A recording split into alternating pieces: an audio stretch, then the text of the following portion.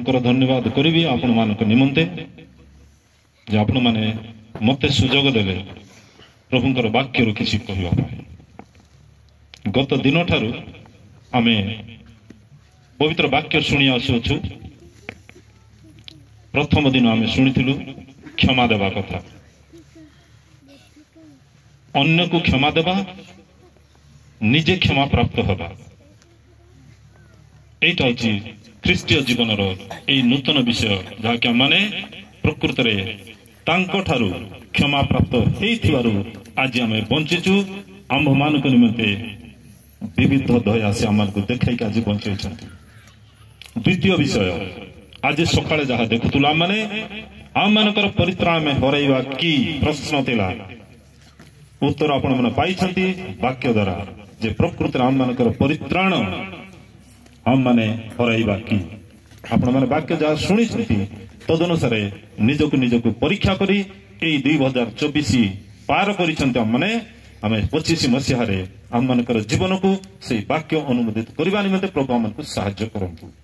आज दिन संध्या समय पवित्र वाक्य निश्चय आमको आशीर्वाद करू जहाँ आम जानिचु। आज मोर कहिबार वक्तव्य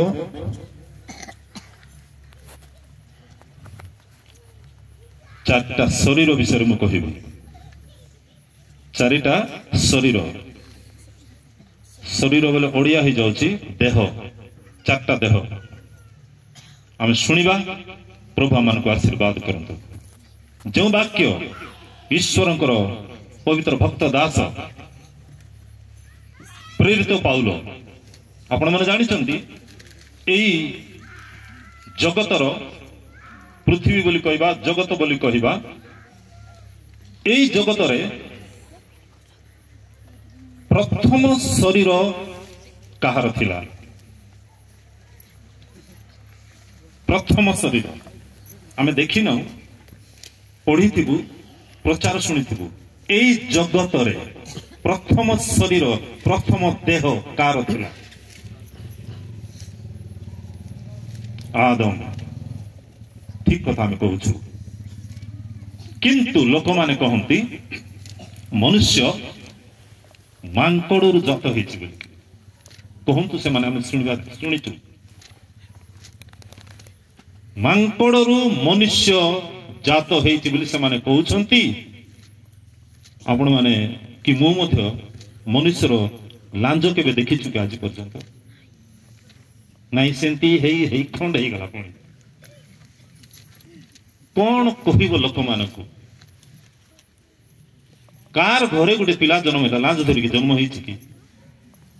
कहवा कथा से आउ बहुत शिक्षित लोक माने आपण में जानते गोटे पिला माने सेल्फ हेल्प देखुथे बिग बैंग थ्योरी बोली गोटे अच्छी बोले दुईटा जिनस को एमती धक्का मारिदेला पुणी जे पृथ्वी तैयार है।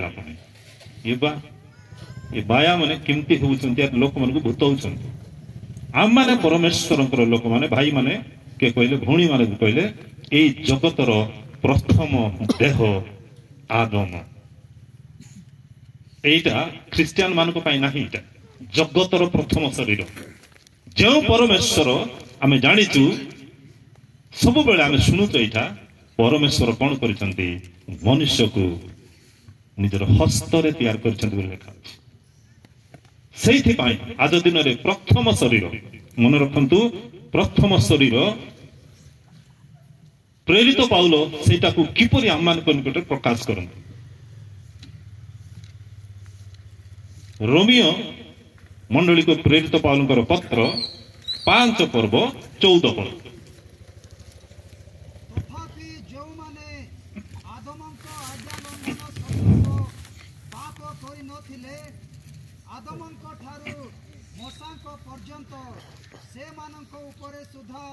मृत्यु राजत्व करिथिला, जहांको आगमनर कथा थिला, आदम ताहांकर प्रतिरूप।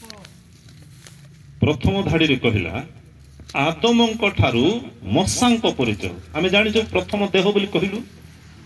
आदमଙ୍କ ଠାରୁ ମଶାଙ୍କ ପର୍ଯ୍ୟନ୍ତ ମନୁଷ୍ୟ ଜୀବନରେ ମୃତ୍ୟୁ ରାଜତ୍ୱ କରୁଥିଲା ବୋଲି ଲେଖିଲେ ସେଇଠି। ସେତେବେଳେ ବ୍ୟବସ୍ଥା ନଥିଲା ମଶାଙ୍କ ପର୍ଯ୍ୟନ୍ତ ବୋଲି କାହିଁକି କହିଲା? ମଶାଙ୍କ ପରେ ବ୍ୟବସ୍ଥା ଆସିଲା, ଏଇଟା କରିବୁ ନାହିଁ, ଏଇଟା କଲେ ଦଣ୍ଡ ହେବ, ଏ ଭୁଲ କରିବୁ ନାହିଁ କଲେ ପାପ ହେବ, ଏଇଟା କରିବୁ ନାହିଁ ପରମେଶ୍ୱରଙ୍କ ଭିତରେ ଭୁଲ ହେବ। ମଶା ଆସିଲା ପରେ ବ୍ୟବସ୍ଥା ଆସିଛି। କିନ୍ତୁ ପାଉଲ ସେଠି କଣ କହୁଛନ୍ତି? ଆଦମଙ୍କ ଠାରୁ ମଶାଙ୍କ ପର୍ଯ୍ୟନ୍ତ। ମଶାଙ୍କର କାହିଁକି ନାମ ନେଲେ? ସେଇଠି ବ୍ୟବସ୍ଥା ନଥିଲା ପରା ସେତେବେଳେ। ବ୍ୟବସ୍ଥା ନଥିଲେ ତ ଦଣ୍ଡ ନାହିଁ, ଚୋରି କଲେ କିଛି ଅସୁବିଧା ନାହିଁ, ନିୟମ ନାହିଁ ନା। ଆମ ଦେଶରେ ଯଦି ନିୟମ ନଥାନ୍ତା ଯିଏ ଯାହାର ଯେମିତି କରିଥାନ୍ତେ। କିନ୍ତୁ ଏଇ ଦେଶର ସୁରକ୍ଷା ପାଇଁ ସରକାରଙ୍କ ଦ୍ୱାରା IPC ଇଣ୍ଡିଆନ ପେନାଲ କୋଡ୍ ଲେଖା ଅଛି। ଯିଏ ଭୁଲ କରିବ ତଦନୁସାରେ ତାକୁ ଦଣ୍ଡ ହବ। କିନ୍ତୁ ଆଦମଙ୍କ ଠାରୁ ମଶାଙ୍କ ପ୍ରତି କୌଣସି ବ୍ୟବସ୍ଥା ତ ନଥିଲା। ମରିବେ ଲୋକ କାହିଁକି? କାହିଁକି ମରିବେ? ମାତ୍ର ସେଇଠି ଦେଖିବେ ଆପଣ ମାନେ, ବିଶେଷ କରି ମୋର ବକ୍ତବ୍ୟ ଆଜିର ପ୍ରଥମ ଶରୀର ତୃତୀୟ ଧାଡିରେ କଣ ଲେଖା ଅଛି? ଶେଷ ଧାଡି ପଢିଲେ କଣ ଲେଖା ଅଛି ସେଠି? ବାସ୍ ବାସ୍ ବାସ୍, ସେତିକି। ଆଦମଙ୍କ ସମୟର କଥା ଯାହାଙ୍କ ଲେଖା ଅଛି, ଯାହାଙ୍କ ଆଗମନର କଥା ଥିଲା। ଆଦମ କଣ ସେଟା ପଢିବେ କି? ଯାହାଙ୍କର ଆଗମନର କଥା ଥିଲା, ଆଦମ ତାଙ୍କର ପ୍ରତିରୂପ। ଯାହାଙ୍କର ଆଗମନ ବୋଲି କିଏ ସେଟା? ଆଦମ ତ ପ୍ରଥମ ଶରୀର, ଯୀଶୁ କୁଆଡେ ରହିଲେ ସେଠି? ପ୍ରିୟ ମାନେ, ପ୍ରଭୁଙ୍କର ଅଶେଷ ଧନ୍ୟବାଦ ହଉ। ଏଇ ଜଗତରେ ପରମେଶ୍ୱର ପ୍ରଥମ ଶରୀରକୁ ଆପଣ ମାନେ ଜାଣିଛନ୍ତି 2:7 ପଢିବା ଦରକାର ନାହିଁ। ଆଦି ପୁସ୍ତକରେ ଲେଖା ଅଛି ପରମେଶ୍ୱର କଣ କଲେ? ମାଟିର ଧୂଳି ନେଇକିରି ଗୋଟେ ଶରୀର ପ୍ରସ୍ତୁତ କଲେ। ସିଧା ଜାଣିଛନ୍ତି ଆମର, ନୂଆ କଥା କିଛି ନାହିଁ।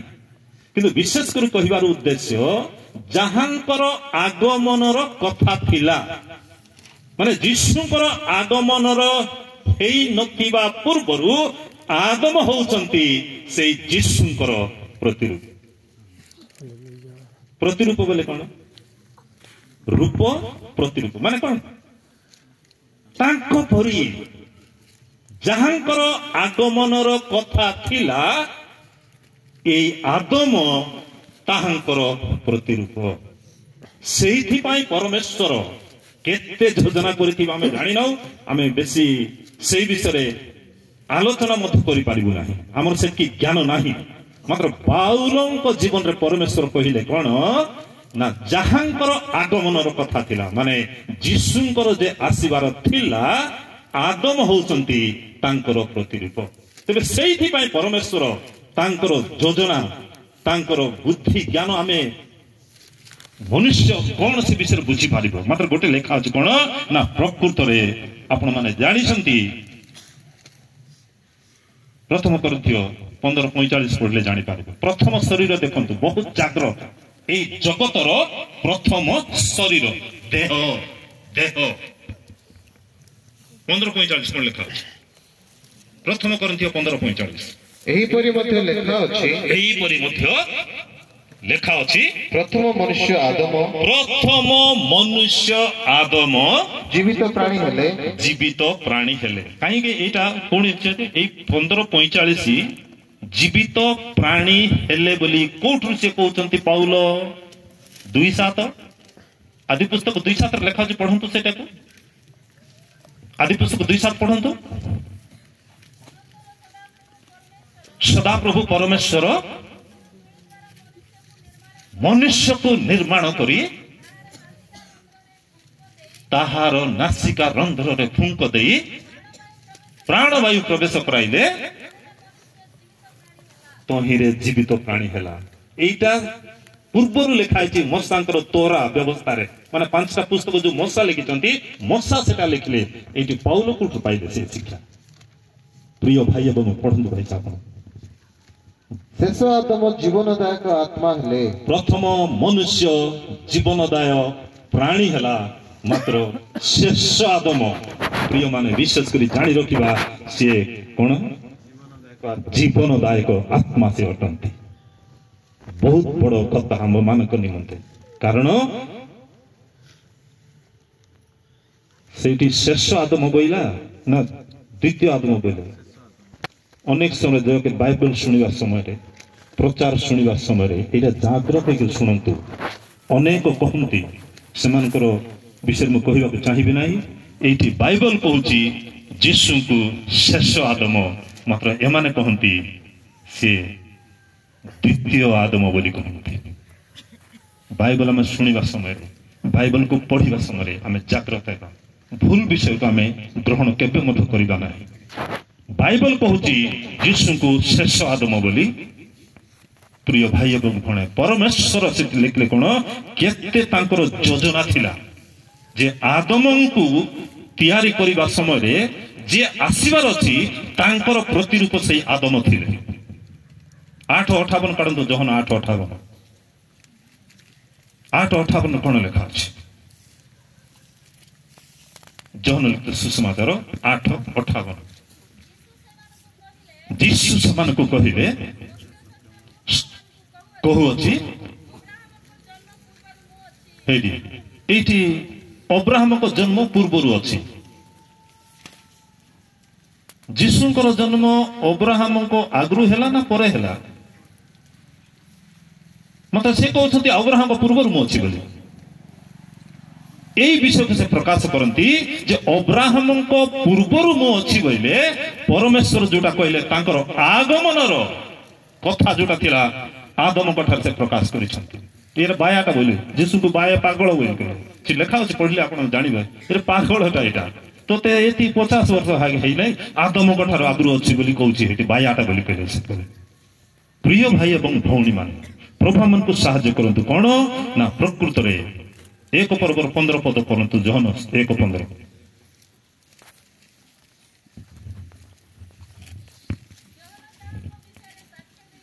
ଜହନ ତାଙ୍କ ବିଷୟରେ, କା ବିଷୟରେ? ଜହନ କା ବିଷୟରେ ସାକ୍ଷ୍ୟ ଦଉଛନ୍ତି? ଯୀଶୁଙ୍କ ବିଷୟରେ। କ'ଣ ସାକ୍ଷ୍ୟ ଦଉଛନ୍ତି? ହଁ, ଯେ ମୋ ଉତ୍ତାରେ ଆସୁଅଛନ୍ତି, ମାନେ ଶାରୀରିକ ଭାବରେ ମୋ ପରେ ଯିଏ ଜନ୍ମ ହେବେ, ତାପରେ ସେ ମୋହର ଅଗ୍ରଗଣ୍ୟ ହୋଇଅଛନ୍ତି। ମାନେ କ'ଣ ଅଗ୍ରଗଣ୍ୟ? ମାନେ କ'ଣ? ଆଗରୁ ଆସିଛନ୍ତି, ଆଗରୁ ଅଛନ୍ତି, ସିଏ ଆଗରୁ ଅଛନ୍ତି। From the very beginning he is there, but physically he was declared the son of God. ଆମେ ଜାଣିଛୁ ସେଇଟା। ଏଇଟା ଜନ୍ମ ଏବେ ପିତା ସକାଳେ ପିଲାମାନେ ଡ୍ୟାନ୍ସ କରିକି ଗାଉଥିଲେ, ଜନ୍ମ ପିଲା ଯୀଶୁ କରୁଥିଲେ କି ନାହିଁ? ଯୀଶୁ ଏଠି କହୁଛନ୍ତି ମୁଁ ଆଦମଙ୍କ ପୂର୍ବରୁ ଅଛି, ତାଙ୍କର ଆଗମନର କଥା ଥିଲା ବୋଲି ସେଇଠି ଲେଖାଗଲା। ଏଇଠି ଲେଖାଯାଉଛି କ'ଣ ନା ପ୍ରକୃତରେ ଜହନ ବାପ୍ତିଜକ ମଧ୍ୟ କହୁଛନ୍ତି ମୁଁ ତାଙ୍କ ଆଗରୁ ଅଛି ନା ପଛରେ ଅଛି? ଜହନ କ'ଣ କହିଲେ ସେଠି? ମୋର ସେ ଅଗ୍ରଗଣ୍ୟ ହେଇ ଅଛନ୍ତି, ମୋର ଆଗରୁ ସେ ଅଛନ୍ତି। ପ୍ରିୟ ମାନେ, এইটা হচ্ছে প্রথম দেহ যেটা পরমেশ্বর এতে যত্ন করিকি কোন কলে সে শরীরকে সে তৈরি কলে কেতে পরমেশ্বরଙ୍କର ଯୋଜନା ପୃଥିବୀରେ ମନୁଷ୍ୟମାନଙ୍କ ନିମନ୍ତେ ଗୋଟେ ଶରୀର ଆବଶ୍ୟକ ଥିଲା ଆମେ ଜାଣିଛୁ ସେ ଲେଖା ଅଛି ଯେତେବେଳେ ପରମେଶ୍ୱର ପ୍ରଥମ ମନୁଷ୍ୟର ନିର୍ମାଣ କଲେ ଅତି ଯତ୍ନ ସହକାରେ କେମିତି କରିଥିବେ ମାଟି ନେଲେ ଗୋଟେ ପୁତଳା ବୋଲି କହିବା କଣ୍ଢେଇ ବୋଲି ଗୋଟେ ତିଆରି କଲେ ମାଟିରେ କରିକି ମାଟିରେ ତିଆରି କଲେ ପ୍ରିୟ ମାନେ ଆମେ ଜାଣିଛୁ ସେଇଟା ତେବେ ସେ ମାଟିର ଦେହରେ କଣ କରିଛନ୍ତି 2:7 ଆପଣ ମାନେ ପଢିଲେ କଣ ଲେଖା ଅଛି ପରମେଶ୍ୱର ନିଜର କଣ ଦେଇଛନ୍ତି ଫୁଙ୍କ ଦେଇଛନ୍ତି ଫୁଙ୍କ ବୋଲି କଣ ସେଇଟା ପବନ ଆୟୁବ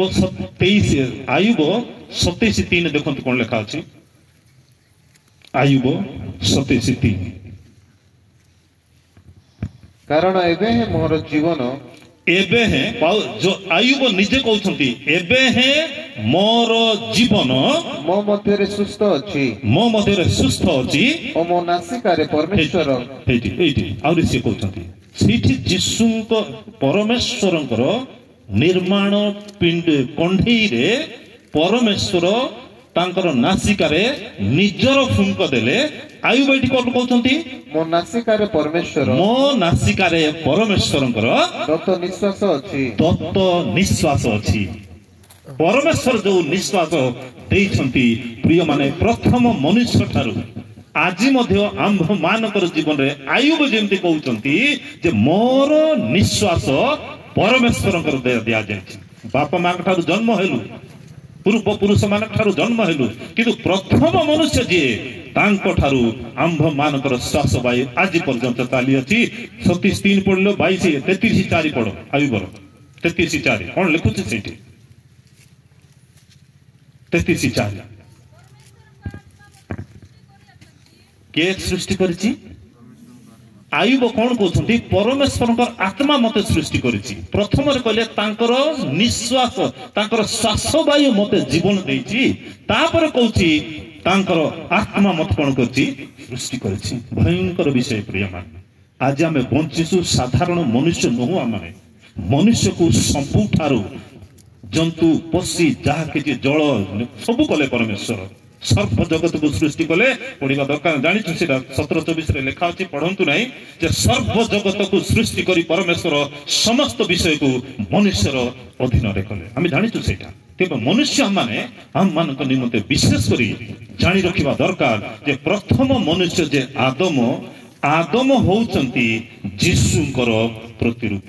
କେତେ ଯତ୍ନ କରିକିରି ସିଏ ଗୋଟେ ପ୍ରଥମ ଶରୀରକୁ ତିଆରି କଲେ। ପ୍ରଥମ ଶରୀରରେ ଯେତେ ନିଶ୍ୱାସ ତାଙ୍କର ଦେଲେ, ତାଙ୍କର ଫୁଙ୍କ ଦେଲେ ପ୍ରିୟମାନେ, ଏଇ ମନୁଷ୍ୟ ଆଜି ଆମେ ସାଧାରଣ ନିଜକୁ କହିବା ନାହିଁ କେବେ। ଆମମାନଙ୍କର ଜୀବନରେ ଆୟୁବ କହିଲା ପରି ତାଙ୍କର ନିଶ୍ୱାସ ମୋଠି ଅଛି। ଭଉଣୀ ଯୋଉଟା ପଢିଲେ ତାଙ୍କର ଆତ୍ମା ଦ୍ୱାରା ମତେ ସୃଷ୍ଟି କରାଯାଇଅଛି। ଭୟଙ୍କର ବିଷୟ, ଭୟଙ୍କର ବିଷୟ ଏଇଟା ଆମମାନଙ୍କ ପାଇଁ ଜାଣିବା ଦରକାର। ଦେହ, ପ୍ରଥମ ଦେହ କୋଉଟା? ଆଦମ ଦେହ। ଶରୀର ବୋଲି ଟିକେ ଓଡିଆ ଭାଷା ହେଇଯାଉଛି। ମତେ ପ୍ରଥମ ଦେହ ହଉଛି ଏଇ ଜଗତରେ ନା ମାଙ୍କଡ ଠାରୁ ନା ବିଗ ବ୍ୟାଙ୍ଗ ଠାରୁ ପରମେଶ୍ୱର ସର୍ବ ଜଗତକୁ ସୃଷ୍ଟି କରି ସର୍ବ ଜଗତକୁ ତାଙ୍କର ଅଧୀନରେ ରଖି ପରମେଶ୍ୱର ସେଇ ମନୁଷ୍ୟକୁ ଏଇ ଉପରେ ରାଜତ୍ୱ କରିବାକୁ ଦେଇଅଛନ୍ତି। କେଡେ ବଡ କଥା। କିନ୍ତୁ ଆମେ ଜାଣିଛୁ ତାପରେ କଣ ହେଇଛି? ଗତ ଦିନ ଆମେ ଶୁଣିଛୁ ସକାଳେ, ବହୁତ ବଡ କଥା। ପ୍ରଥମ ଶରୀର, ପ୍ରଥମ ଦେହ କିଏ ହେଉଛନ୍ତି? ଆଦମ। ଦ୍ୱିତୀୟ ଦେହ ବିଷୟରେ ଚିନ୍ତା କରିବା। ଆମେ ଗତ 24 ତାରିଖର 24 କଣ ସେଇଟା, ସେଇ 24 ତାରିଖ ପରେ ଯିବା ଯେ ଏଇ ପ୍ରଥମ ଶରୀର ଯେତେବେଳେ ତିଆରି ହେଲା, ଆଦମଙ୍କର ଯେଉଁ ପ୍ରଥମ ଶରୀର ତିଆରି ହେଲା, ସେଠି 3ଟା ବିଷୟ କାମ କରୁନଥିଲା, ଯୋଉଟା ଆଜି ଆମମାନଙ୍କ ମଧ୍ୟରେ କାର୍ଯ୍ୟ କରୁଛି। କଣ? ସେଇ ଶରୀରରେ ଦୁର୍ବଳତା ନଥିଲା, ୱିକନେସ୍ ନଥିଲା, ଦୁର୍ବଳତା ନଥିଲା।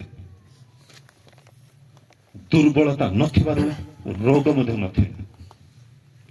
ରୋଗ ନଥିବାରୁ ମୃତ୍ୟୁ ମଧ୍ୟ ରାଜତ୍ୱ କରିପାରୁନଥିଲା। 3ଟା ବିଷୟ, ଦୁର୍ବଳତା, ରୋଗ, ମୃତ୍ୟୁ। ପ୍ରିୟମାନେ, ଆଜି ଆମମାନେ ଶରୀର ନେଇକିରି ଏଠି ଆସିଛୁ।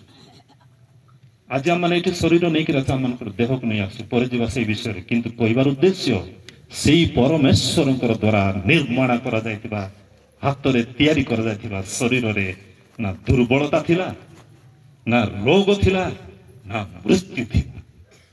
ଆଦମ ତ ମରିଛି, ଆମେ ଜାଣିଛୁ। କେତେ ବର୍ଷର ମରିଛି ଜାଣିଥିବେ ଆପଣମାନେ?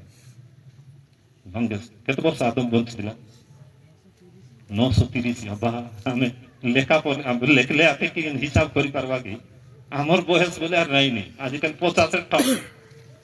ବେଶୀ ଆଜି ବହୁତ ଭଲ ଲାଗିଲା ମତେ ଏଇ ଇଲାକାର ପାଳକ ମହାଶୟଙ୍କ ସହିତ ସାକ୍ଷାତ କରିବା ପାଇଁ। ମତେ ଇଚ୍ଛା ଥିଲା ସେ ଦେଖିବା ପାଇଁ। ତାଙ୍କ ଘରକୁ ଗଲୁ ସନ୍ଧ୍ୟା ସମୟରେ। ଆମେ ପାଣି ଆଜ୍ଞାଙ୍କ ପାଖକୁ ବସିଛନ୍ତି, ନିଆଁ ଉଭେଇ ବସିଛି। ମୁଇଁ ସବୁ ଭାବରେ ଭଲ ଅଛି ସାର୍। ମତେ ସାର୍ କହିବା ଦରକାର ନାହିଁ, ମୋଠୁ ବୟସ ଅଛି, ମୋର 68 ହେଲେ, ସେ 87 ବର୍ଷ। ପ୍ରିୟମାନେ, ତାଙ୍କର ଶରୀର ଆଜି ପର୍ଯ୍ୟନ୍ତ ଏଇ ଜଗତରେ ଅଛି। ସେ କହୁଥିଲେ, ବହୁତ ଦୁଃଖର ସହିତ କହୁଥିଲେ, ମନୁଷ୍ୟ ଏଇ ଜଗତରେ ବଞ୍ଚୁଅ ସିନା, ମତେ ପ୍ରଭୁ ସାହାଯ୍ୟ କରନ୍ତୁ।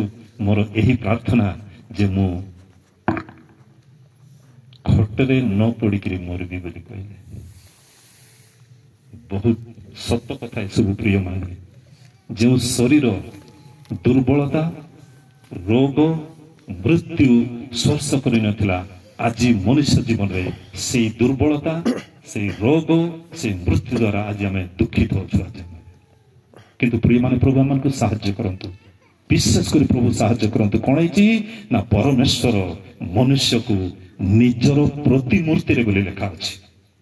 ଆଉ ଆପଣ ସାଦୃଶ୍ୟରେ ପରମେଶ୍ୱର ଯେମିତି ମନୁଷ୍ୟକୁ ସେ ସେମିତି ତିଆରି କରିଛନ୍ତି। ସେଇ ମନୁଷ୍ୟମାନଙ୍କ ଭିତରେ ଆଜି ଆମେ ଅଛୁ। ତାଙ୍କର ସାଦୃଶ୍ୟତା ତାଙ୍କର ଚରିତ୍ର ତାଙ୍କର ଗୁଣ ତାଙ୍କର ସମସ୍ତ ବିଷୟ ମନୁଷ୍ୟ ଦ୍ୱାରା ସେ ପ୍ରକାଶିତ କରିବା ନିମନ୍ତେ ଆଜି ଆମମାନଙ୍କୁ ବଞ୍ଚେଇଛନ୍ତି। ଏତେ ଆମେ ନିଜକୁ କେବେ ମଧ୍ୟ ଛୋଟ କରିବା ନାହିଁ। ଆମେ ପରମେଶ୍ୱରଙ୍କର ଦୃଷ୍ଟିରେ ପରମେଶ୍ୱରଙ୍କର ନିଶ୍ୱାସରେ ପରମେଶ୍ୱରଙ୍କର ଆତ୍ମାରେ ପରମେଶ୍ୱରଙ୍କର ଜୀବନ ଆମମାନଙ୍କ ମଧ୍ୟରେ ଆଜି ଅଛି। ସେଟା ବହୁତ ବଡ଼ କଥା। ପ୍ରିୟ ଆମେ ଦୁଃଖିତ ହେବା ନାହିଁ। ଆମମାନଙ୍କର ଜୀବନ ପରବର୍ତ୍ତୀ ସେ ତିନିଟା ବିଷୟକୁ ଆଗକୁ ନେବାକୁ ମୁଁ ଚାହେଁ। ପ୍ରଥମ ଦେଖ ଏଇ ପ୍ରଥମ ଦେହ ଜଗତର ପ୍ରଥମ ଦେହ ହେଉଛି ଆଦମ। ପରମେଶ୍ୱର ତାଙ୍କର ଯୋଜନା ଅନୁସାରେ ତାଙ୍କୁ ତିଆରି କରିଥିଲେ। ଦ୍ୱିତୀୟ ଦେହ ଏବେ କହିଲି 2024 ମସିହା ଆମେ ଯୋଉ କରିଥିଲୁ କ'ଣ ହେଇଛି ଦ୍ୱିତୀୟ ମନୁଷ୍ୟ ଆମେ ଦେଖିବା ବିଶେଷ କରି ଜିସାୟ 7:14 ଜାଣିଛ ସେଟା ଜନ୍ମ ପର୍ବରେ ଆମେ ଶୁଣିଥିଲୁ ସେଇ କଥା 7:14 ଜିସାୟ ଭବିଷ୍ୟତ ବକ୍ତାଙ୍କର 7:14 ମୁଁ ଗତ ସକାଳେ କହୁଥିଲି ପ୍ରତ୍ୟେକ ଭବିଷ୍ୟତ ବକ୍ତା ଯାହା କିଛି ଲେଖନ୍ତି ସେ ଯୀଶୁଙ୍କୁ ଲକ୍ଷ୍ୟ କରିକି ଲେଖନ୍ତି। ପୁରାତନ ସମୟରେ ପୁରାତନ ନିୟମରେ ଯୀଶୁ କ'ଣ ଥିଲେ ଲୁକାୟିତ ଭାବରେ ଥିଲେ, କିନ୍ତୁ ନୂତନ ନିୟମରେ ସେ ପ୍ରକାଶିତ ହୋଇ ଅଛନ୍ତି। ଆମେ ଜାଣିଛୁ ସେଇଟା। ତ ବିଶେଷ କରି ଏଇଟା ଲେଖା ଅଛି 7:14 ପଢନ୍ତୁ କ'ଣ ଲେଖା ଅଛି। ପ୍ରଭୁ ଆପଣ ତୁମମାନଙ୍କୁ ଏକ ଚିହ୍ନ ଦେବେ ଦେଖ ତାପରେ ଏକ କନ୍ୟା ଗର୍ଭବତୀ ହୋଇ ଏଇଟା ଭୟଙ୍କର ବିଷୟ। ପ୍ରିୟ ମାନେ ପରମେଶ୍ୱର ସାହାଯ୍ୟ କରନ୍ତୁ। ମନୁଷ୍ୟ ବିଶେଷ କରି ପରମେଶ୍ୱରଙ୍କର ପୁତ୍ରଙ୍କର ଜନ୍ମ ବିଷୟରେ ଅନେକ ପ୍ରକାର କଥା କହୁଛି। ଭୟଙ୍କର ଦୁଃଖ ଲାଗିଲା ସେଇଦିନ ବିଶାଖାପାଟନମରେ ବହୁତ ଦୁଃଖ ଲାଗିଲା ଯେଉଁଦିନ ସ୍କୁଲ ପିଲାମାନେ ୟୁନିଫର୍ମ ପିନ୍ଧିକିରି ଆଉ ସେଟା କହିଲେ ମଧ୍ୟ କଷ୍ଟ ଲାଗୁଛି ମତେ। ବେଶ୍ୟାର ପୁଅକୁ ଆମେ ଭଗବାନ କହିବୁ କି? ବହୁତ ରିପିଟେଡଲି ଗୋଟେ ଲୋକ ଚୁଟି ଅଛି ସବୁ ଅଛି ସେ କହୁଛି ବେଶ୍ୟାର ପୁଅକୁ ଆମେ ଭଗବାନ ମାନିବୁ ନାହିଁ।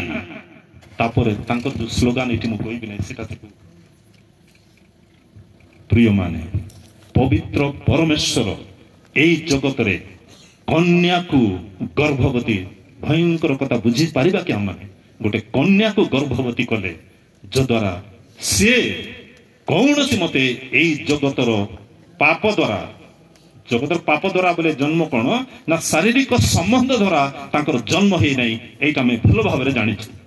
ବହୁତ ଦୁଃଖ ଲାଗିଲା। ବ୍ୟକ୍ତ ପାଟି କରି ଦିନ ବେଳେ ସେ କହୁଛି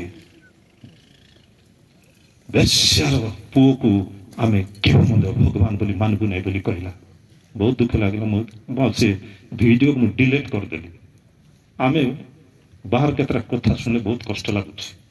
ଆମେ ବୁଝିପାରୁଛୁ କି ଆମେ ମାତ୍ର ପ୍ରିୟ ମାନେ ପରମେଶ୍ୱର ଯେଉଁ ସେଠି ମା ପଢୁଥିଲେ ତାଙ୍କର ଆତ୍ମା ସୃଷ୍ଟି କରେ ଏବଂ ପବିତ୍ର ଆତ୍ମା ହିଁ କେମିତି ହେଲା ଆମେ କହିପାରିବା ନାହିଁ। ମାତ୍ର ଯେଉଁଦିନ ମରିୟମ ଗାବ୍ରିଏଲ ଦୂତଙ୍କର କଥାକୁ ଶୁଣିଲା ଆହୁରି ତୁମ୍ଭେ କହିବା ଅନୁସାରେ ମୋ ଜୀବନରେ ହେଉ, ସେଇ ସମୟରେ ସେ ତାର ଗର୍ଭବତୀ ହେଇଯାଇଛି। କେବେ ହେଲା 9 ମାସ ପରେ ଜନ୍ମ ହେଇଛି ଠିକ ଅଛି ଶାରୀରିକ ଭାବରେ, କିନ୍ତୁ କେତେବେଳେ ସେ କାର୍ଯ୍ୟ ଆରମ୍ଭ ହେଲା ସେ ବୀଜ କେତେବେଳେ ପଡିଲା ତାର ଗର୍ଭରେ ସେ ଲେଖା ଅଛି ତୁମ୍ଭର କଥା ଅନୁସାରେ ହେଉ। ମନୁଷ୍ୟ ଜୀବନର ବକ୍ତବ୍ୟ ମନୁଷ୍ୟ ଜୀବନର କଥା ଗୋଟେ ଜୀବନକୁ କ'ଣ କରୁଛି ପ୍ରସ୍ତୁତ କରିଥିଲା ସେଇ ଦିନ। ଭାଇଙ୍କର ଦ୍ୱିତୀୟ ଶରୀର 7:14 ପଢିଲ, କିନ୍ତୁ ଏଇ ଦ୍ୱିତୀୟ ଶରୀରର ତଳକୁ ଟିକେ ଗଲେ ଆମେ ଟିକେ ଆମ ପାଇଁ ଶିକ୍ଷା ପ୍ରାପ୍ତ ହେଇପାରିବା। ତଳକୁ ଟିକେ ଯାଆନ୍ତୁ 14 ତ ପଢିଲେ କନ୍ୟା ଜନ୍ମ ହେଲା, କନ୍ୟା ଗର୍ଭବତୀ ଯୀଶୁ ଜନ୍ମ ହେଲେ ତାପରେ କ'ଣ ଲେଖା ଅଛି ସେଟା ତ ଭଲ ଅଛି। ଇମାନୁଏଲ ତାହାର ନାମ 1:23 ମାଥିରେ ଅଛି। ଇମାନୁଏଲ ଅର୍ଥ ବୋଲି ଦେଇଛି ଆମ୍ଭମାନଙ୍କ ସହିତ ଈଶ୍ୱର ବୋଲି ଲେଖା ଅଛି। ସୁନ୍ଦର କଥା ସେଇଟା। ତାପରେ ହଁ ଏଇଟା ହଉଛି ବଡ କଥା। ମନ୍ଦକୁ ଅଗ୍ରାହ୍ୟ, ଭଲକୁ ମନ ଦିଅ। ଦୁଇଟା ବିଷୟ ବହୁତ ଇମ୍ପୋର୍ଟାଣ୍ଟ, ଶୁଣନ୍ତୁ ଏଇଟାକୁ, ବହୁତ ପ୍ରଧାନ ବିଷୟ ଏଇଟା। ଯୀଶୁଙ୍କର ଜନ୍ମ ପର୍ବ ପାଳନ ନାହିଁ, ଆମେ କରୁଛୁ ଠିକ ଅଛି, କିନ୍ତୁ ଯୀଶୁଙ୍କର ଜନ୍ମ ସେଠି ଲେଖା ଅଛି ମନ୍ଦକୁ ସେ କଣ କରିବ?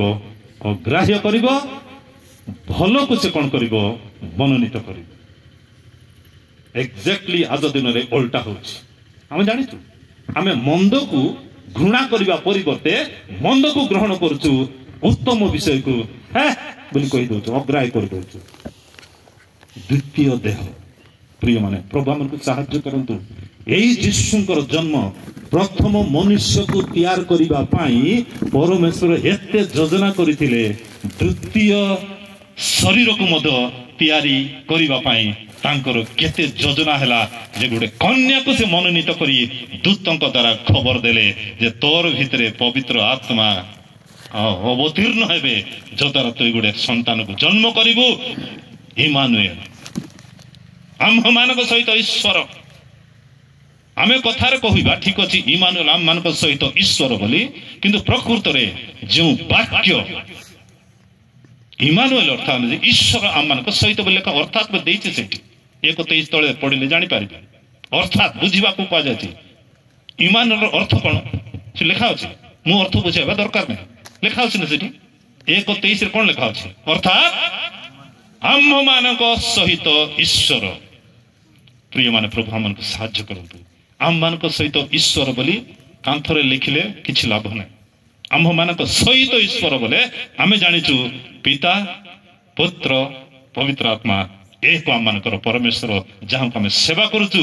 ଈଶ୍ୱର ଆମ୍ଭମାନଙ୍କ ସହିତ ଅଛନ୍ତି, ଅର୍ଥାତ ଯୀଶୁ ଆମମାନଙ୍କ ସହିତ ମଧ୍ୟ ଅଛନ୍ତି, ପବିତ୍ର ଆତ୍ମା ମଧ୍ୟ ଆମମାନଙ୍କ ସହିତ ଅଛନ୍ତି। ସେତିକି କେବଳ ନାହିଁ, ଯୀଶୁ ଆମମାନଙ୍କ ସହିତ ଅଛନ୍ତି ଅର୍ଥାତ ତାଙ୍କର ବାକ୍ୟ ମଠାରେ ଅଛି କି ଆମେ ଚିନ୍ତା କରିବା। ବାଇବଲ ଧରିଲେ ତାଙ୍କେ ଅଛନ୍ତି ବୋଲି କହିପାରିବା ନାହିଁ, ସେ ଆମମାନଙ୍କର ଭିତରେ ରହିବାର ଅଛି। କଲୋସିଓ 3:16, କଲୋସିଓ 3:16।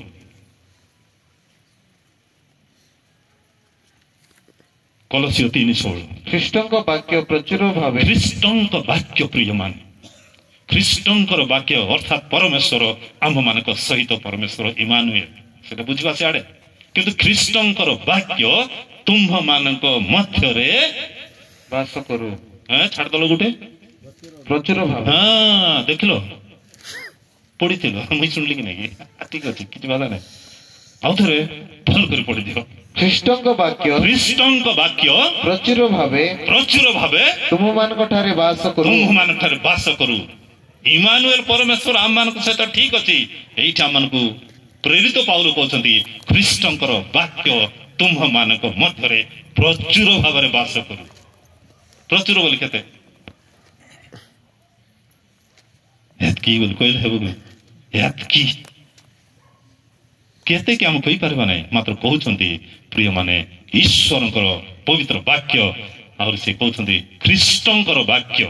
ଆଜି ଆମେ କାହାଟା ଶୁଣୁଛୁ? ଏଠି ସକାଳଠୁ କାହାଟା ଶୁଣୁଛୁ? କାଲିଠୁ କ୍ଷମା ଦିଅ ବୋଲି କିଏ କହିଲା?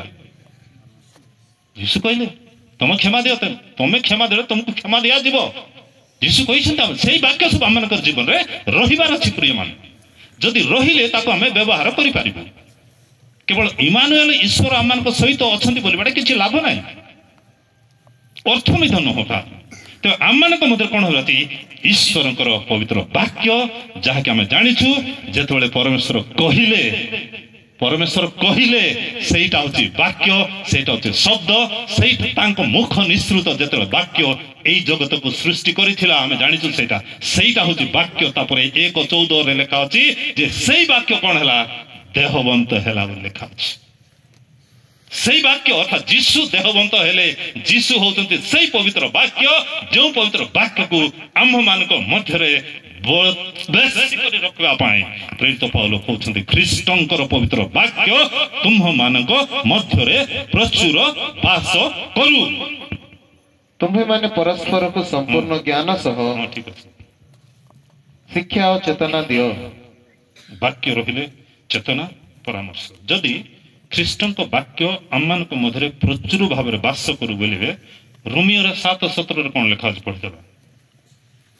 ପ୍ରେରିତ ପାଉଲ ଗୋଟେ ସୁନ୍ଦର କଥା ସେଠି କହନ୍ତି, ଏଣୁ ମୁଁ ଆଉ ତାହା କରୁନାହିଁ, ମୁଁ ତାହା କରୁନାହିଁ କିନ୍ତୁ ମୋ ଠାରେ ବାସ କରୁଥିବା ଏଇଠି ସେଇଠି କହିଲୁ ଖ୍ରୀଷ୍ଟଙ୍କର ବାକ୍ୟ ତୁମ୍ଭମାନଙ୍କ ମଧ୍ୟରେ ପ୍ରଚୁର ଭାବରେ ବାସ କରୁ। ବାସ ବୋଲି କଣଟା? କୋଉଠି ବାସ ବୋଲେ ନର୍ମାଲ ଆମେ ଜାଣିଛୁ ଆମର ଘର ଅଛି, ଛାତ ଅଛି, କବାଟ ଅଛି, ଦ୍ୱାର ଅଛି, ଲୋକ ବାସ କରୁଛନ୍ତି, ଆମେ ଘର ବୋଲି କହିପାରୁଛୁ ସେଟାକୁ। ଆମମାନଙ୍କର ଭିତରେ ଖ୍ରୀଷ୍ଟଙ୍କର ବାକ୍ୟ ପ୍ରଚୁର ଭାବେ ବାସ କରୁ ବୋଲି କହିବା ସମୟରେ ପାଉଲ 7:17 କଣ କହୁଛନ୍ତି? ଏଣୁ ମୁଁ ଆଉ ତାହା କରୁନାହିଁ, ମୁଁ ତାହା କରୁନାହିଁ, କିନ୍ତୁ ମୋ ଠାରେ ବାସ ମୋ କରୁଥିବା ଠାରେ ବାସ କରୁଥିବା ପାପ ତାହା କରୁଛି। ପାପ ତାହା କରୁଛି। କଣ ପାଇଁ କଣ ସେ ପାପ ସେଠି ଲେଖା ହଉଛି? ଆପଣ ପଢିବା ପରେ ଧରିବେ ଯେ କଣ ଲେଖା ହଉଛି। ମୁଁ ଯୋଉଟା କରିବାକୁ ଚାହୁଁଛି କରିପାରୁନାହିଁ, ମୁଁ ଯୋଉଟା କରିବାକୁ ଚାହୁଁଛି କରିପାରୁନାହିଁ, ଯୋଉଟା କରିବାକୁ ଇଚ୍ଛା ନାହିଁ ସେଟା କରୁଛି, ମନ୍ଦକୁ ଗ୍ରହଣ କରୁଛି, ଉତ୍ତମ ବିଷୟକୁ ଅଗ୍ରାହ୍ୟ କରୁଛି। ପାଉଲଙ୍କର ଷ୍ଟେଟମେଣ୍ଟ ସେଟା। ମୋ ଭିତରେ ଯଦି ବାକ୍ୟ ନାହିଁ, ଯୋଉଟା ଇଚ୍ଛା କରୁଛି ସେଇଟା କରିଦେଉଛି, ଯୋଉଟା କରିବା କଥା ନାହିଁ ସେଇଟା ମୁଁ କରିଦେଉଛି, କାରଣ ମୁଁ କରୁନାହିଁ ସେଟା ମୋ ଭିତରେ ଥିବା ପାପ ତାହା କରୁଛି ବୋଲି ସ୍ୱୀକାର କରୁଛନ୍ତି ସିଏ।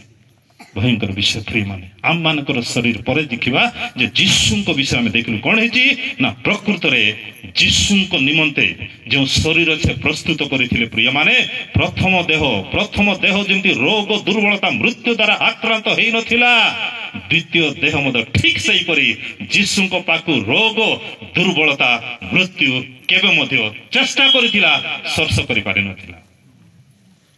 ସେମିତି କିଛି ନୂଆ କଥା ନାହିଁ। ରୋଗ ତାଙ୍କୁ ଛୁଇଁଲା କି, ଦୁର୍ବଳତା ତାଙ୍କୁ ଛୁଇଁଲା କି, ଶେଷରେ ମୃତ୍ୟୁ ମଧ୍ୟ ତାଙ୍କୁ ରୋକି ପାରିଲା ନାହିଁ, ମୃତ୍ୟୁକୁ ଜୟ କରି ସେ ପଳେଇ ଯାଇଛନ୍ତି। এইটা হচ্ছে পরমেশ্বরଙ୍କର ଦ୍ୱିତୀୟ ଦେହ, ପରମେଶ୍ୱରଙ୍କର ଯୋଜନାର ଦ୍ୱିତୀୟ ଦେହ। ପ୍ରିୟ ମାନେ, ଲୋକମାନଙ୍କ ଭିତରେ ସେ ପଶୁଥିଲେ। 9:35 ଆପଣ ଜାଣିଛନ୍ତି, ପଢିଛନ୍ତି ସକାଳୁ। ଲୋକମାନଙ୍କ ଭିତରେ ସେ ପଶିକିରି ସେବା କାର୍ଯ୍ୟ କରୁଥିଲେ। ତାଙ୍କୁ ରୋଗ ଛୁଉଁଥିଲା କି? ଗତ ଦିନ ମାନଙ୍କର ଆପଣ ମାନେ ଜାଣିଛନ୍ତି, ସେଟା ଗୀତ ସଂହିତା ଲେଖା ଅଛି, ମୁଁ ଦଉନାହିଁ ସମୟ। କରୋନା ସମୟରେ କେତେ ଆମମାନଙ୍କୁ କଣ କରୁଥିଲେ, ନିଜର ଘର। ବହୁତ ଦୁଃଖ ଲାଗିଲା, ବହୁତ ଆପଣ ମାନଙ୍କର କାହାଣୀ ଥିବ ନାହିଁ, ସତ କଥା ସେଇଟା। ଗୋଟେ ମତେ ଆମ ଭାଇ ଜଣେ ଥିଲେ, କାନ୍ଦି କାନ୍ଦିକିରି ଆସୁଛନ୍ତି, ତାଙ୍କର ସ୍ତ୍ରୀ ପୋଲିସ ଜଗୁଚାରୀ, ତୋର ସ୍ୱାମୀ ବଡ ହେଇଗଲା। କେମିତି ଲାଗିବ, କେମିତି ଲାଗିବ? ବଡ କଷ୍ଟ ସମୟ ସେଇଟା ଥିଲା। ମାତ୍ର ବିଶେଷ କରି ପରମେଶ୍ୱର ସେଠି ଦେଖୁଛନ୍ତି, ଆମମାନଙ୍କୁ ସାହାଯ୍ୟ କରନ୍ତୁ। ଆମମାନଙ୍କର ଏଇ ଯୋଉ ଶରୀରରେ, ଯୀଶୁଙ୍କର ଶରୀରରେ ସେଇପରି କୌଣସି ରୋଗ ସ୍ପର୍ଶ କରିପାରୁନଥିଲା। ଜାଣିଛନ୍ତି ଆପଣମାନେ, ଭୂତ ହଉ ଯାହା ବେମାର ହଉ ଯୀଶୁଙ୍କ ଉପସ୍ଥିତିରେ ସବୁ ଛାଡିକି ଚାଲି ଯାଉଥିଲା। ପରମେଶ୍ୱର କହିଲେ କଣ ଆମେ ଜାଣିଛୁ, ପରମେଶ୍ୱର ଗୋଟେ ଯୋଜନା କଲେ।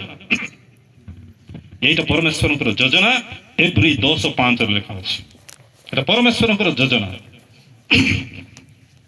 ଦୟାକରି ପଢିଦେବେ ସେଟା 10:5। କାହିଁକି ଶରୀରରେ ତାଙ୍କର ଜନ୍ମ ନେବାର ଥିଲା? ସେଥିପାଇଁ ଖ୍ରୀଷ୍ଟ ଜଗତକୁ ଆଗମନ କରି କହିଲେ, ବଳିଦାନ ଓ ନୈବେଦ୍ୟ ନ ଲୋଡ଼ି। ଏଇ ବଳିଦାନ ନୈବେଦ୍ୟ କୋଉଠି ଥିଲା? ପୁରାତନ ନିୟମରେ ଥିଲା। ଏମିତି କଲେ ଏଇ ବଳିଦାନ, এইটা କଲେ ନୈବେଦ୍ୟ, ଏମିତି କଲେ ପାପ ବଳି, এইটা କଲେ ଧର୍ମ, ଦୁନିଆ ବଳି ଥିଲା ସେଇ ସମୟରେ। ମାତ୍ର ପରମେଶ୍ୱର ଚାହିଁଲେ ମତେ ହୋମ ବଳି ବୈଦର କିଛି ଦରକାର ନାହିଁ, ମତେ କଣ ଦରକାର? ମୋ ନିମନ୍ତେ ଏକ ଶରୀର ପ୍ରସ୍ତୁତ କଲ। ମୋ ନିମନ୍ତେ ଗୋଟେ ଶରୀର ପ୍ରସ୍ତୁତ କଲ। ପ୍ରିୟ ମାନେ, ଆଉ ଅନ୍ୟ କିଛି ଆମମାନଙ୍କର ଦରକାର ହେଲା ନାହିଁ ମନୁଷ୍ୟ ଜୀବନରେ। କୋଉ ଦ୍ୱାରା? ଯୀଶୁଙ୍କର ଏଇ ଜଗତରେ ଆସିବା ଦ୍ୱାରା। ଶରୀର ନେଇକରି ସେ ଜନ୍ମ ହେଲେ। ଆପଣମାନେ ଜାଣିଛନ୍ତି, ଗାଲାତୀୟ 4:4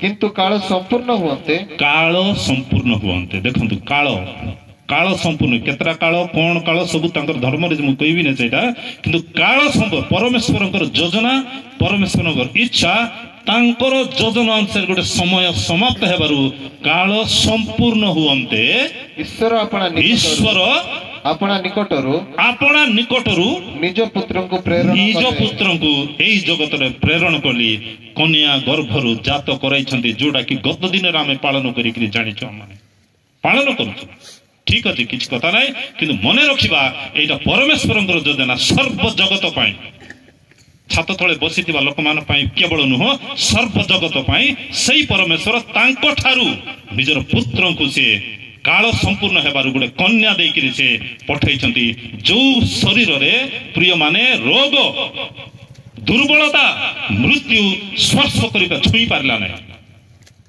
ଆପଣମାନେ ଜାଣିଛୁ ଗୋଟେ ଘଟଣା ସେଠି ଲେଖା ଅଛି ମାଥ୍ୟୁରେ ନା କୋଉଠି ଲେଖା ଅଛି ବୋଧେ ଟିକେ ଦେଖିବା ଯଦି ମାଥ୍ୟୁ 9:35 ଦେଖିବେ କଣ ଲେଖା ଅଛି ମାଥ୍ୟୁ 9:35 ଏଥି ଉତ୍ତାରେ ଯୀଶୁ ସେମାନଙ୍କୁ ସମାଜ ଗୃହ ସମୂହରେ ଶିକ୍ଷା ଦେଲେ କଣ ସେ ପଢିଛୁ ସକାଳେ ପଢିଛୁ ପଢନ୍ତୁ ସେଟାକୁ ଶିକ୍ଷା ଦେଇ ରାଜ୍ୟର ସୁସମାଚାର ଘୋଷଣା କରି ଏବଂ ସମସ୍ତ ପ୍ରକାର ରୋଗ ଓ ସମସ୍ତ ପ୍ରକାର ପୀଡା ସୁସ୍ଥ କରି ସମୁଦାୟ ନଗର ପୁଣି ଗ୍ରାମ ଗୁଡ଼ିକରେ ଭ୍ରମଣ କରିବାକୁ ଲାଗିଲେ ଗ୍ରାମ ଗୁଡ଼ିକରେ ଭ୍ରମଣ କରିବାକୁ ଯୋଉଠି ବିମାର ଯୋଉଠି ରୋଗ ଯୋଉଠି ଅସୁଚି ଯୋଉଠି ଆଜି ଯଦି ସରକାରଙ୍କ ଦ୍ୱାରା ଯୋଜନା କରାଯାଉଛି ଗୋଟେ ଯଦି କୁଷ୍ଠ ରୋଗ ହେଇଗଲା ସମାଜ ଭିତରେ ସେ ରହିବ ନାହିଁ ସେଇ ସମୟରେ ମଧ୍ୟ ଥିଲା ଆଜି ମଧ୍ୟ ହସ୍ପିଟାଲ ମାନଙ୍କରେ ସେପାରେଟ ୱାର୍ଡ ଅଛି କୁଷ୍ଠ ରୋଗ ମାନଙ୍କ ପାଇଁ ଗତ ଦିନରେ ବହୁତ କଷ୍ଟ ଲାଗୁଛି କହିବାକୁ କାହିଁକି 42 ବର୍ଷର ଗୋଟେ ଯୁବା ପିଲା 42 ବର୍ଷର ସବୁ ଔଷଧ କଲେ ସବୁ ଲାଷ୍ଟ ଡାଇଗ୍ନୋସିସ୍ ହେଲା AIDS ଅଛି 42 ବର୍ଷର ପିଲା ମୁଁ ଭାଇଜାକରେ ଥିଲାବେଳେ ଭାଇନା ଟିକେ ପ୍ରାର୍ଥନା କର ଫୋନରେ ତ ପ୍ରାର୍ଥନା କଲି ଯେତେବେଳେ ଆସିଲି ନାଇଁ ଭାଇନା ଟିକେ ଆସିକିରି ପ୍ରାର୍ଥନା କର କିଏ ଯାଉନାହାନ୍ତି ଭାଇ ନାହିଁ ଭଉଣୀ ନାହିଁ ବାପା ମା ତ ତାର ନାହାନ୍ତି ମାତ୍ର କହିବାର ଉଦ୍ଦେଶ୍ୟ ପ୍ରିୟ ମାନେ ତାପରେ ଜଣା ପଡ଼ିଲା ଯେ ମୁଁ ଯାଇକି ତାକୁ ତୁ ସ୍ୱୀକାର କରେ କେବଳ ଯୀଶୁଙ୍କ ନାମ ତାର ହସ୍ପିଟାଲ ଭିତରେ ଯାଇଥିଲେ ଜୟପୁର ବଡ଼ ହସ୍ପିଟାଲ ଭିତରେ କହିବାର ଉଦ୍ଦେଶ୍ୟ ପ୍ରିୟ ମାନେ ଏଇ ଜଗତରେ ମନୁଷ୍ୟ ଜୀବନରେ ରୋଗ ବେମାର ଏମିତି ଆସି ଲୋକମାନେ ତୁଚ୍ଛ କରିକିରି ଆସୁନାହାନ୍ତି ପାଖକୁ ମୁଁ ଗଲି ସେଠି ବସିଲି ବାଇବଲ ଧରିକି ବସିଲା ଯୀଶୁ ନା କହ ଯୀଶୁ ନା ସ୍ୱୀକାର କର ମରିଗଲା ତାପରେ ସେଇ ସମୟରେ ଡାକ୍ତର ପଳେଇ ଆଇଲେ ହଁ କିଛି ନାହିଁ କରନ୍ତୁ କହିଲା এই সময় ଆଉ ଗୋଟେ ଲୋକ ছিল କୁଲଦୀପ ବୋଲି କେଉଁ କହିବାର ଉଦ୍ଦେଶ୍ୟ ପ୍ରିୟ ମାନେ ଏଇ ଜଗତରେ ରୋଗ ଦୁର୍ବଳତା ମୃତ୍ୟୁ କାର୍ଯ୍ୟ କରୁଛି ଲୋକଙ୍କର ଗହଳି ଭିତରେ ଯେତେବେଳେ ଯୀଶୁ ଗଲେ ସେଇ ରୋଗ ସେମାନଙ୍କଠାରୁ ଛାଡ଼ିକିରି ଚାଲି ଯାଉଥିଲେ ଆଜି ଯୀଶୁ ଆମମାନଙ୍କ ଭିତରେ ଶାରୀରିକ ଭାବରେ ନାହାନ୍ତି କିନ୍ତୁ ଶାରୀରିକ ଭାବରେ ନଥିଲେ ମଧ୍ୟ ଯୀଶୁ ଏଇ ପବିତ୍ର ବାକ୍ୟ ଦ୍ୱାରା ଆମ୍ଭମାନଙ୍କ ମଧ୍ୟରେ ଅଛନ୍ତି ଆପଣମାନେ ପ୍ରାର୍ଥନା କରିବା ପାଇଁ ଆସିଛନ୍ତି ମୁଁ ଜାଣିଛି ଦୁର୍ବଳତା ପାଇଁ ଆପଣମାନଙ୍କର ରୋଗ ପାଇଁ ଦୁର୍ବଳତା ରୋଗ ବୋଲେ ବଡ଼ ବେମାର କଥା ଏଡ୍ସ କଥା ମୁଁ କହିବାକୁ ଯାଉନି ଅଣ୍ଟା ବଥା ଥିବ ପେଟ ବଥା ଥିବ ମୁଣ୍ଡ ବଥା ଥିବ ଜ୍ୱର ଆପଣମାନଙ୍କର ଦୁର୍ବଳତାକୁ ଦୂର କରିବା ନିମନ୍ତେ ଯୀଶୁ ଏଇ ସମୟରେ ପେଣ୍ଡେଲ ତଳେ ଶାରୀରିକ ଭାବରେ ଆମମାନଙ୍କ ମଧ୍ୟରେ ନଥିଲେ ମଧ୍ୟ ଏଇ ତାଙ୍କର ବାକ୍ୟ ଆମମାନଙ୍କ ଭିତରେ ଯଦି କାର୍ଯ୍ୟ କରିବ ପ୍ରିୟମାନେ ଶୁଣୁଛନ୍ତି ଆପଣମାନଙ୍କର ସୁସ୍ଥତା ଆପଣମାନେ ନିଜେ ପ୍ରାପ୍ତ ହେଇପାରିବେ ମୁଁ ପ୍ରାର୍ଥନା କରିବି ହଁ ପ୍ରାର୍ଥନା କରିବୁ କିନ୍ତୁ ବିଶେଷ କରି ପରମେଶ୍ୱର ସାହାଯ୍ୟ କରନ୍ତୁ ଗୀତ ସଂହିତା 107:20 ଗୀତ ସଂହିତା 107:20 ଅଳ୍ପ ବିଷୟ କହିବାକୁ ଚାହିଁବି ମା ମାନେ ମତେ କହୁଥିଲେ ସକାଳେ ଯେ ପ୍ରାର୍ଥନା କରିବା ସାର୍ ଠିକ ସକାଳେ ଆମେ ପଢିଛୁ ଏବେ 9:35 ପଢିଲୁ ଯେ ଯୀଶୁ ଶିକ୍ଷା ଦେଲେ ପ୍ରଚାର କଲେ ସୁସ୍ଥ ମଧ୍ୟ କଲେ ଆମେ ଶିକ୍ଷା ଦେଲୁ ପ୍ରଚାର କରୁଛୁ ସୁସ୍ଥତା ମଧ୍ୟ ଆମେ କରିବୁ ବୋଲି ଆମେ କହିବୁ ନାହିଁ ମାତ୍ର ଆମେ ଗୀତ ସଂହିତା 107 ପଢିଲେ ଜାଣିପାରିବା କଣ ସେଇ ସୁସ୍ଥତା ସେ ଆପଣା ବାକ୍ୟ ପଠାଇ ସେ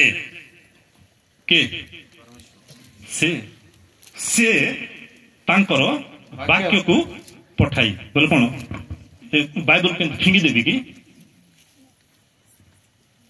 ବାକ୍ୟକୁ ପଠାଇ ବହୁତ ଜାଗ୍ରତରେ ଶୁଣନ୍ତୁ ସୁସ୍ଥତା ପ୍ରାପ୍ତ ହେବା ନିମନ୍ତେ ରୋଗରୁ ମୁକ୍ତ ହେବା ନିମନ୍ତେ ତାଙ୍କର ପବିତ୍ର ବାକ୍ୟ ପଠାଇ ଅର୍ଥାତ ତାଙ୍କର ବାକ୍ୟକୁ ମୁଁ ପଢିଲୁ ଭାଇ ପଢିଲେ ଏ ଶବ୍ଦ ଦ୍ୱାରା ବୁଝିପାରୁଛନ୍ତି କାନରେ ପଶୁଛି ଶବ୍ଦ କାନରେ ପଶୁଛି ତାଙ୍କର ବାକ୍ୟ ପଠାଇକିରି ସେ କଣ କରନ୍ତି ସୁସ୍ଥତା ଦିଅନ୍ତି आपण मानकर कानरे जदि एई वाक्य पशुची प्रिय माने बसिचंती ठीक अछि बथा बथा अछि ठीक अछि मात्र कानरे जदि से वाक्य पशुची अर्थात जीशुंकर उपस्थिति आपण मानकर कर्णरे शारीरिक भाव में प्रवेश न कले मध्य जीशु वाक्य रूपी परमेश्वर हेतिबारु आपण मानकर कानरे एई वाक्य प्रवेश करू जो स्थान रे बथा अछि जीशुंकर नाम रे ताहा बंद हो एई वाक्य अनुसार ए वाक्य सुस्थ करिवो ए वाक्य सुस्थ करिवो जीशु तांकर वाक्य पठेकी कोन करती सुस्थ करती सही समय लोक मान भीतर जाई प्रार्थना जहाँ कि भूत छड़ाउले एई समय एठी थिबा भूत आत्मा मध्य आमे भाबुछु सब भल अछि किंतु जो शरीर रे मंद आत्मा करते ता जीशुंकर एई वाक्य द्वारा जीवार तार बाध्य अछि शारीरिक भाव दुर्बलता जो मन अछि विशेष करी आम मानकर रोग पाई आम मानकर दुर्बलता पाई आम मानकर मृत्यु पाई से आमे जानिछु सार प्रार्थना करथले आम मानक रक्त देथिले सेतबे तम नथिलु हम जानिनु वाक्य तो सुनु माने गतकाली सुनु एई पवित्र वाक्य जीवंत पाठ पढाइबा पाई एटा धर्म करी ख्रिस्टान धर्म करबा कथा नाइटा एई वाक्य कोन करबो गोटे बेस्या को ठीक कर दबो एई वाक्य कोन गोटे मधुआ को ठीक कर दबो एई वाक्य गोटे अपराधी को ठीक रास्ता को आनिबो प्रिय माने एई परि पवित्र वाक्य आज आम मध्य अच्छी अर्थात जीशु आम मध्य अच्छा आम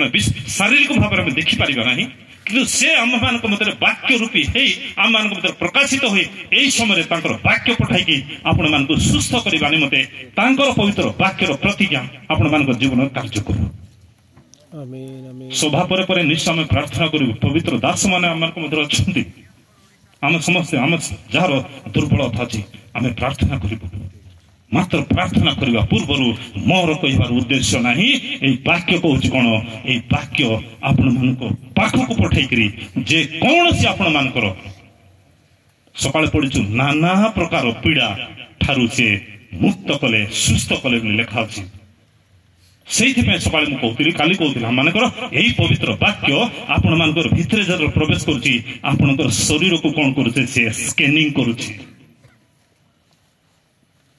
वाक्य शुणुंट केते परिमाण विश्वास आम से वाक्य अच्छी प्रभु मान साहाय्य करतु जहाँकि आम दुर्बलता भितर अच्छी शारीरिक भाव मानसिक जीशु दयाकोरी पवित्र वाक्य द्वारा दूर करी आम मान सुस्थता प्रदान करतु गीत संहिता 103:3 गीत संहिता 103:3 से तुमरो अधर्म सब क्षमा करती से आम जेते शुणुचु से पवित्र वाक्य जार कान प्रवेश करुचु से तुम्भर सबु अधर्म कौन करती क्षमा करती प्रिय भाई एवं भौणी माने पवित्र परमेश्वर आम मान क्षमा कले शुणुचु आम मैंने किंतु आम्भ मानकर जीवन रे यही समय विशेष कर सुस्थतार आवश्यक परमेश्वर कहती से तुमर अधर्म दूर कर लिखा से तुमको से तुमर रोग सब सुस्थ करती आमे हुए तो आम मान शरीर रे परीक्षा कले जानी पारिबा कि किछि हेइछि बोली किबा बथा हला कि असुविधा हला डाक्टर पाखरे गलो फोटो देखिबो टेस्ट करबो रक्त न किंतु प्रिय माने ता पूर्वरु आम मान शरीर रो पालक महाशय प्रार्थना करथिले मस्तक रु तोलिबा पर्यंत जहा किछि आम मान शरीर रे समस्या अछि आम मान पवित्र वाक्य आम साहाय्य कर प्रिय माने जे आम माने वाक्य शुणुअछु निश्चय आम मान जीवन कार्य करने निमंते ख्रीष्ट जीशु यही समय वाक्य रूपी परमेश्वर आम मान मध्य अच्छा कहीपर शुणुछु आम वाक्य यहीटा ख्रीष्ट धर्मर प्रचार नहीं सर्व जगत जीशुंकर उत्तम कथा को प्रकाश करा जाउछि अनेक लोक विशेष करी एई शारीरिक दुर्बलता ठारू मुक्त होजंती काहे कि एटा धर्म प्रचार तो सुस्थ होबा कथा नुह मात्र गतकाली सुनिछु तांकर पवित्र वाक्य जीवंत एवं कार्य साधक मध्य सही वाक्य को धरी बसिछु सही वाक्य को सुनिबा निमंते हम आसी प्रभुଙ୍କର धन्यवाद द्वितीय शरीर हो गला प्रथम शरीर प्रथम देह हो गला द्वितीय देह केते कार्य कर हम मान जानी पारिलु जे हम मान मंदता को भूल विषय को घृणा करी उत्तम विषय को ग्रहण करबा निमंते तांकर विविध दया आज हमन को पहुंचाई 2025 मसिया ମୁଁ ଜାଣିପାରିବି ନାହିଁ ଆପଣମାନଙ୍କର ପାଖରେ ଥିବା ଲୋକ ଆପଣଙ୍କୁ ଜାଣିପାରିବ ନାହିଁ। କିନ୍ତୁ ଆମ୍ଭମାନଙ୍କର ଜୀବନରେ ଯେତେ ପ୍ରକାର ଦୁର୍ବଳତା 2024 ମସିହାରେ ଥିଲା ସେ ସବୁକୁ ଦୂର କରିବା ତାଙ୍କର ବିବିଧ ଦୟା ସକାଶେ ଆଜି ଆମେ ବଞ୍ଚିଛୁ, ନଷ୍ଟ ହେଇକି ଯାଇନା। ପ୍ରଭୁ ଆମକୁ ସାହାଯ୍ୟ କରନ୍ତୁ। ବିଶେଷ କରି ପ୍ରଥମ ଦେହ ଦେଖିଲୁ ପରମେଶ୍ୱର କେତେ ଯୋଜନା କରି ପ୍ରଥମ ଦେହକୁ ତିଆରି କଲେ। ତାପରେ କାଳ ସମ୍ପୂର୍ଣ୍ଣ ହେଲା, ମନୁଷ୍ୟମାନେ ଛୋଟ କଥା କହୁଥିଲେ, କଥା ମାନିଲା ନାହିଁ, ଆଉ ନିଜ ଜୀବନ ଉପରେ ସେ ମୃତ୍ୟୁ ଆଣିଥିଲା।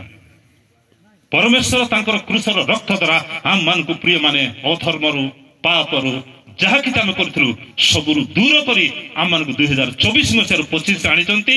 ସେ ଆମମାନଙ୍କର ଅଧର୍ମ ଦୂର କରିଛନ୍ତି, ଆମମାନଙ୍କର ସୁସ୍ଥତା ନିଶ୍ଚୟ ପ୍ରାପ୍ତ କରିପାରିବା। ସେ ଆମମାନଙ୍କର ଅଧର୍ମ ଦୂର କରିଛନ୍ତି। ଏହି ପବିତ୍ର ବାକ୍ୟ ଅନୁସାରେ ଆମେ ବିଶ୍ୱାସ କରିବା, ସେ ତୁମ୍ଭମାନଙ୍କର ଅଧର୍ମ ଦୂର କରନ୍ତି ପ୍ରଥମରେ, ତାପରେ ସେ ସୁସ୍ଥ କରନ୍ତି। ଅଧର୍ମ ଦୂର ବୋଲେ ମାନସିକ କଥା, ସେଇଟା ଅଧର୍ମ ବୋଲେ କଣ ଗୋଟେ, କିନ୍ତୁ ସୁସ୍ଥତା ବୋଲେ ଶରୀରର ସୁସ୍ଥତା, ସବୁ ପ୍ରକାର ରୋଗର ସୁସ୍ଥ କରନ୍ତି ସେ। ଆମମାନଙ୍କର ଜୀବନରେ ମାନସିକ ଭାବରେ କିଛି ଭୁଲ କରିଥାଇ ପାରୁଛୁ। ମାନସିକ ବୋଲେ କିଏ ଜାଣିନଥିବେ, ଭିତରେ ଭିତରେ ଶରୀରର ତ ବାହାର ତ ଜଣା ପଡିବ, ପାଟିରେ ନ କହିକିରି ମଧ୍ୟ କେତେଟା ବିଷୟ ଆମେ ଚିନ୍ତା କରିଥିବୁ, ଭାବନା କରିଥିବୁ, ସେ ସବୁ ଠାରୁ ଆମମାନଙ୍କୁ ପ୍ରଭୁ ଆଜି କ୍ଷମା ଦିଅନ୍ତୁ। ସେଇଥିପାଇଁ କାଲି ସକାଳେ ଶୁଣିଛୁ ଆମମାନଙ୍କର କ୍ଷମାର ଗୁଣ ସବୁଠାରୁ ଇମ୍ପୋର୍ଟାଣ୍ଟ। ବହୁତ କଷ୍ଟ ସେଇଟା, ମାତ୍ର ସମ୍ଭବ କେତେବେଳେ ଏଇ ବାକ୍ୟ ଯେତେବେଳେ ଆମେ ଶୁଣୁଛୁ, ବିଶ୍ୱାସ କରୁଛୁ, ଆଉ ଆମମାନେ ସକାଳେ ଶୁଣୁଥିଲୁ, ମୁଖରେ ସ୍ୱୀକାର କରିଲୁ, ଆମମାନେ ପରିତ୍ରାଣ ପ୍ରାପ୍ତ ହୋଇ 2025 ମସିହାରେ ପୁନର୍ବାର ରିପିଟ୍ କରୁଥିବେ ଏହି ବାକ୍ୟକୁ। ଆମମାନଙ୍କୁ ଟାଇଟଲ ଦିଆଯାଇଛି ବିବିଧ ଦୟା। କେତେ ପ୍ରକାର ଦୟା ଦୟା ବୋଲି ଗୀତ ଗାଉଥିଲୁ ଆମ ପ୍ରିୟ। ପ୍ରଭୁ ସାହାଯ୍ୟ କରନ୍ତୁ। ପ୍ରଥମ ଶରୀର, ଦ୍ୱିତୀୟ ଶରୀର, ତୃତୀୟ 3 ନମ୍ବରକୁ ଯିବା। 3 ନମ୍ବର ଶରୀର କୋଉଟା? ପ୍ରଥମ କରିନ୍ଥିୟ 12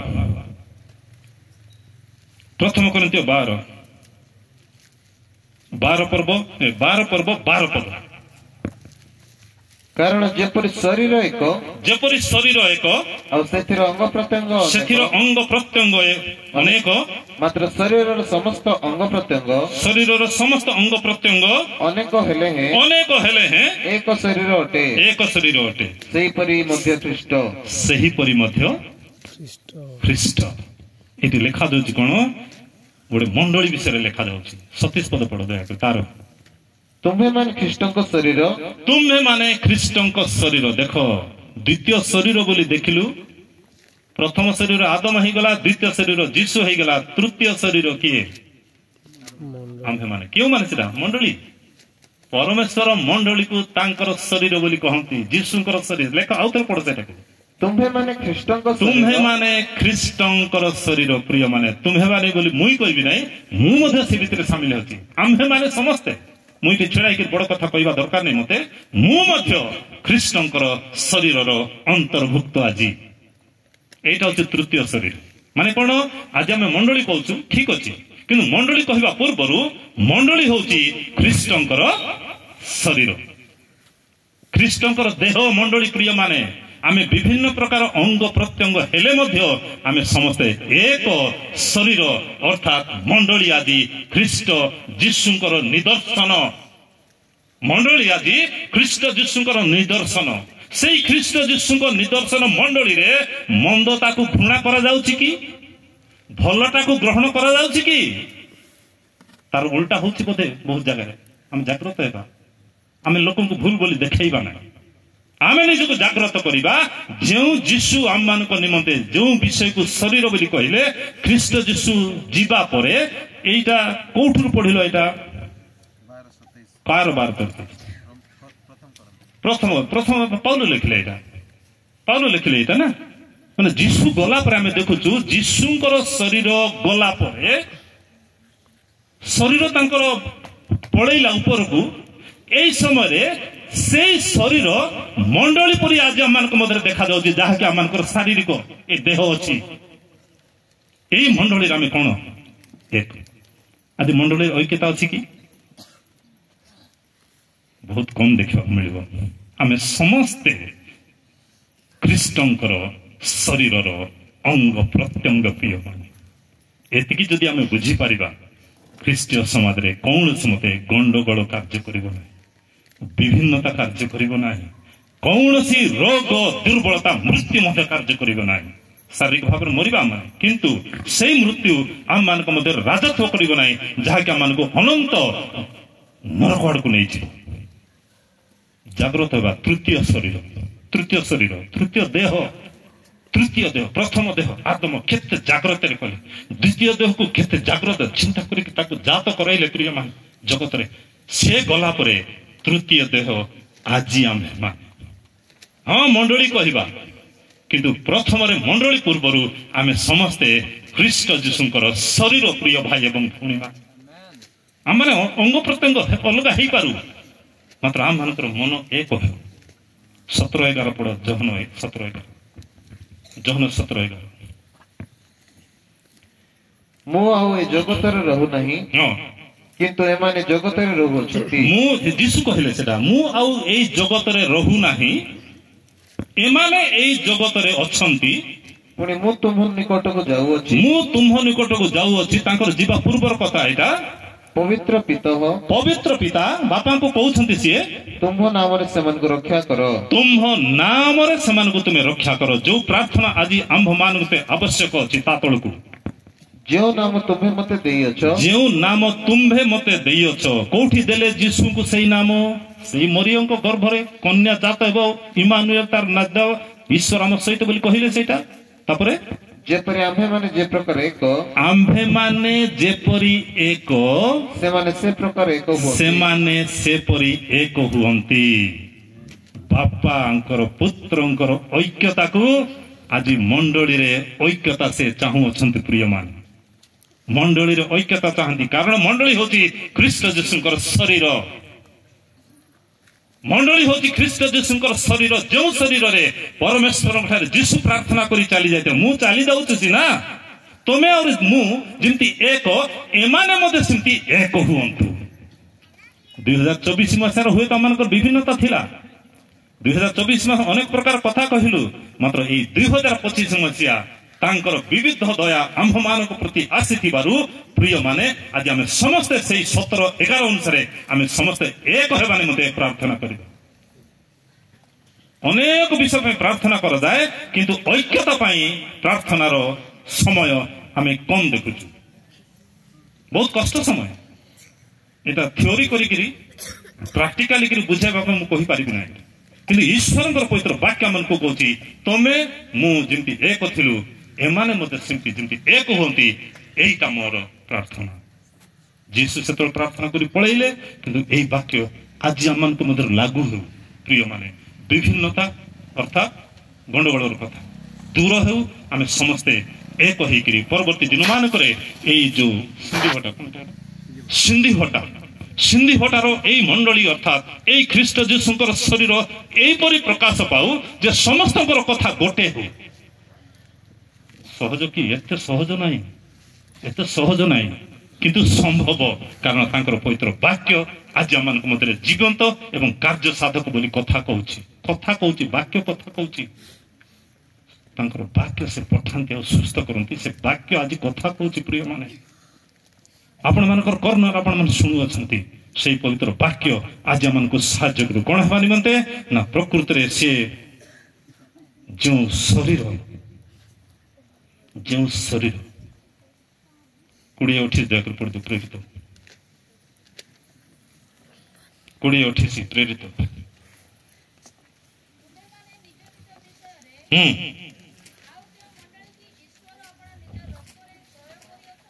ଆଉ ଟିକେ ପଢ। ତୁମ୍ଭେମାନେ ନିଜ ନିଜ ବିଷୟରେ ଯେଉଁ ମଣ୍ଡଳୀ କି ଅର୍ଥାତ୍ ଯେଉଁ ଶରୀରକୁ, ଯେଉଁ ମଣ୍ଡଳୀ କି ଈଶ୍ୱର ଆପଣା ନିଜ ରକ୍ତରେ କ୍ରୟ କରି କିଣି ଅଛନ୍ତି, ତାହାଙ୍କର ସେଇ ମଣ୍ଡଳୀ କି ଅର୍ଥାତ୍ ତାଙ୍କର ସେଇ ଶରୀରର ଯତ୍ନ ନେବା ପାଇଁ ପ୍ରତିପାଳନ ବୋଲେ କ'ଣ? ପାଳନ ବୋଲତେ ଯତ୍ନ, ପ୍ରତିପାଳନ ବୋଇଲେ ଆହୁରି ଯତ୍ନ ନେବା। ଏବେ छोट छुआ गोटे किसी असुविधा ता माँ ताकू केते जागृत धीरे नहीं पड़े माने जागृत केते जागृत प्रिय माने एई जो ख्रीष्टंकर शरीर एईटा को जागृत करी प्रतिपालन करिबा निमते मनुष्यर ज्ञान नाही मनुष्यर बुद्धि नाही मनुष्यर योजना नाही मनुष्यर चिंता नाही किए जत्न नेब तोड़क पड़ सेटा पवित्र आत्मा प्रिय माने एटा पेंटिकस्ट मंडली कथा कह जाऊ नहीं भूल भूल बुझंतु नहीं पवित्र आत्मा এই মণ্ডলীর অর্থাৎ খ্রিস্ট যীশুଙ୍କର ଶରୀରର ପ୍ରତିପାଳନ କରିବା ନିମନ୍ତେ ଆମ୍ଭମାନଙ୍କୁ ସେଠି ଅଧ୍ୟକ୍ଷ ଲେଖା ପବିତ୍ର ଆତ୍ମା ଆମମାନଙ୍କର ଅଧ୍ୟକ୍ଷ ହୁଅନ୍ତୁ ଆମମାନଙ୍କର ବୁଦ୍ଧି ଜ୍ଞାନ କାର୍ଯ୍ୟ କଲେ ଗଣ୍ଡଗୋଳ ହେବ ଆମମାନଙ୍କର ବୁଦ୍ଧି ଜ୍ଞାନର କଥା କଲେ ଆମଠାରୁ ଅନେକ ଶିକ୍ଷିତ ଲୋକ ଅଛନ୍ତି କିନ୍ତୁ ପରମେଶ୍ୱର ତାଙ୍କର ପୁତ୍ର ଯୀଶୁଙ୍କୁ ମାନେ ସ୍ୱର୍ଗରେ ଗ୍ରହଣ କରିବା ପରେ ଆଜି ପରମେଶ୍ୱର ତାଙ୍କର ସେଇ ଶରୀରକୁ ଆଜି ସିନ୍ଧି ଭଟାରେ ଦେଖିବାକୁ ଚାହୁଁଛନ୍ତି 2025 ମସିହାରେ ସେଇ ଶରୀର ଦେଖିବା ସେ ଦେହ ଦେଖିବାକୁ ଚାହୁଁଛନ୍ତି ଆମେ ଅଲଗା ହେଇପାରୁ କଳା ଧଳା ଜନିଲି ଯାହା ହୋଇପାରୁ ମାତ୍ର ସେ ଗୋଟେ ଶରୀର ସେ ଚାହୁଁଛନ୍ତି ପ୍ରିୟମାନେ ସେ ଗୋଟେ ଶରୀର ସେ ଦେଖାଇବାକୁ ଚାହୁଁଛନ୍ତି ଯଦ୍ୱାରା ଆମମାନଙ୍କୁ ଆଜି ନଷ୍ଟ ନ ହେଇକରି ଆମମାନଙ୍କୁ ତାଙ୍କର ଦୟାରେ ଆଜି ଆମମାନଙ୍କୁ ଏଇ ଛାତ ତଳେ ବସିବାକୁ ଆମମାନଙ୍କୁ ଦେଇଛନ୍ତି ପ୍ରଥମ ଶରୀର ଦେଖିଲୁ ଦ୍ୱିତୀୟ ଶରୀର ଦେଖିଲୁ ତୃତୀୟ ଶରୀର ଇମ୍ପୋର୍ଟାଣ୍ଟ ଯୋଉଟାକି ଆମମାନଙ୍କ ନିମନ୍ତେ ହେଲା ଚତୁର୍ଥ ଶରୀର କୋଉଟା ପ୍ରଥମ କରିନ୍ଥିୟ 6 ପର୍ବର 19-20 ପଢିଲେ ଜଣା ପଡିବ ଲାଷ୍ଟ ଶେଷ ଶରୀର ଶେଷ ଦେହ ଏଇଟା ଅବା ତୁମମାନଙ୍କ ଶରୀର ଯେ ଏଇଠି ତୁମ୍ଭମାନଙ୍କ ଶରୀର ଯେ ଈଶ୍ୱରଙ୍କ ଠାରୁ ପ୍ରାପ୍ତ ତୁମମାନଙ୍କର ଅନ୍ତର୍ବାସୀ ପବିତ୍ର ଆତ୍ମାଙ୍କର ମନ୍ଦିର ଏହା କଣ ଜାଣ ନାହିଁ ପଚାରୁଛନ୍ତି ପ୍ରଶ୍ନ ପଦେ ତମର ଭିତରେ ଅନ୍ତର୍ବାସୀ ପ୍ରଥମରେ ଶୁଣିଲୁ ଖ୍ରୀଷ୍ଟଙ୍କର ବାକ୍ୟ ପ୍ରଚୁର ଭାବରେ ବାସ କରୁ ତାପରେ ଶୁଣିଲୁ ପାପ ମୋର ଭିତରେ ପ୍ରବେଶ କରି ବାସ କରୁଅଛି କିନ୍ତୁ ଏଇ ସମୟରେ ପ୍ରିୟ ମାନେ ପବିତ୍ର ପରମେଶ୍ୱର ତାଙ୍କର ଶରୀରରେ ପ୍ରତିପାଳନ କରିବା ନିମନ୍ତେ ପବିତ୍ର ଆତ୍ମା ଦେଇଛନ୍ତି ଅର୍ଥାତ୍ ସେଇ ପବିତ୍ର ଆତ୍ମା ଆମ୍ଭମାନଙ୍କ ଅନ୍ତର୍ବାସୀ ବୋଲେ ଏ ପିଲାମାନେ ଅନ୍ତର୍ବାସୀ ବୋଲେ କଣ କ୍ଲାସ୍ ପଢୁଛୁ ପରା ତ ଅନ୍ତର୍ବାସୀ ବୋଲେ କଣ ଭିତର ଇଏ କଣଟା ଭିତରେ ଇଏ କି କଣ हाँ सेटा कहूनु भितर ये पुणी किटा कि अंतर्वासी विज्ञान नहीं ग्रामर एटा आममानकर भितरे से बास करंती आस बोले आइबे नहीं ऑलरेडी हमर भितर अछंती आमे डाकी देल पळाइबे केते सहज कि 12:3 जदि पढिबा लेखा अछि प्रथम करंती 12:3 लेखा अछि जेतेबेले आमे प्रभुଙ୍କୁ यीशु स्वीकार कलु सेही समय जदि आमମାନଙ୍କ ଭିତରେ ପବିତ୍ର ଆତ୍ମା ନଥାନ୍ତେ ସେଟା କହିପାରି ନଥାନ୍ତୁ ସେଥିପାଇଁ ମୁଁ ତୁମମାନଙ୍କୁ ଜଣାଉଛି ଈଶ୍ୱରଙ୍କ ଆତ୍ମା ପ୍ରାପ୍ତ ହୋଇ କଥା କହିଲା ବେଳେ କୌଣସି ଲୋକ ଯୀଶୁ ଅଭିଶପ୍ତ ବୋଲି କହିବ ନାହିଁ ଦେଖ କହେ ନାହିଁ ଆମେ ଯୀଶୁ କେବେ ଅଭିଶପ୍ତ ବୋଲି କହିଛୁ ଯୀଶୁ ଅଭିଶାପ ହେଉ କେବେ କହିଛୁ କି ମାତ୍ର କହିବା ଲୋକ ଅଛନ୍ତି 17 ବର୍ଷ ତଳେ मोर निजर भाई आमर भाषा रे मेना भाई बोल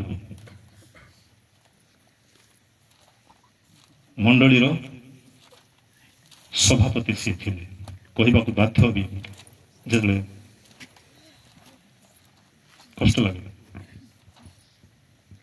तांको पुओ मरी गला कोन सिकल सेले कोन मरी गला मु थिली सेठी एमती देखे करे से जीसु आज जदि थांता ताको शूट करि थांते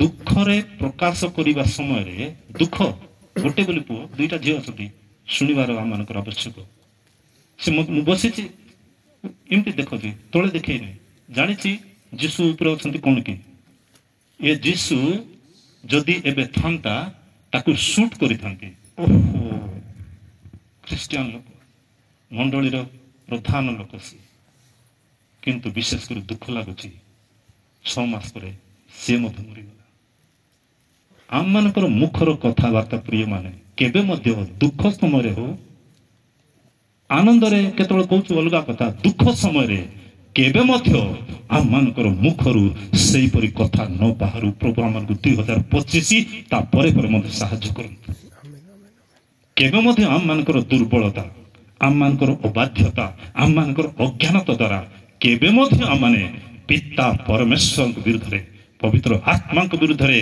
जीशु विरुद्ध रे सेहीपरि वक्तव्य आम मानकर मुखरु प्रकाश न पा भाई दुर्बल मो भाई कौन करू रागी गला दुख रे कहि दाला दुख रे सिमती कथा हम कहि पारियो कि कारण प्रकृति रे से जानि नाही 12:3 रे पढिलु कोन जेतेबेले परमेश्वरंकर पुत्र जीशु को हम स्वीकार कलु से पवित्र आत्मा आमको साहाय्य कले जीशुंकर नाम को मुखरे नेबा पाई ता तळे और से भल पडा पुणी कौनसी लोक पवित्र आत्मा प्राप्त न होई पवित्र आत्मा प्राप्त न होई जीशु प्रभु बोली कहि पारे नाही आपण माने जीशु बोली जेते पार्टी रे उच्चारण करिसथि पवित्र आत्मा आपण को इंस्पायर व्हाट इज दैट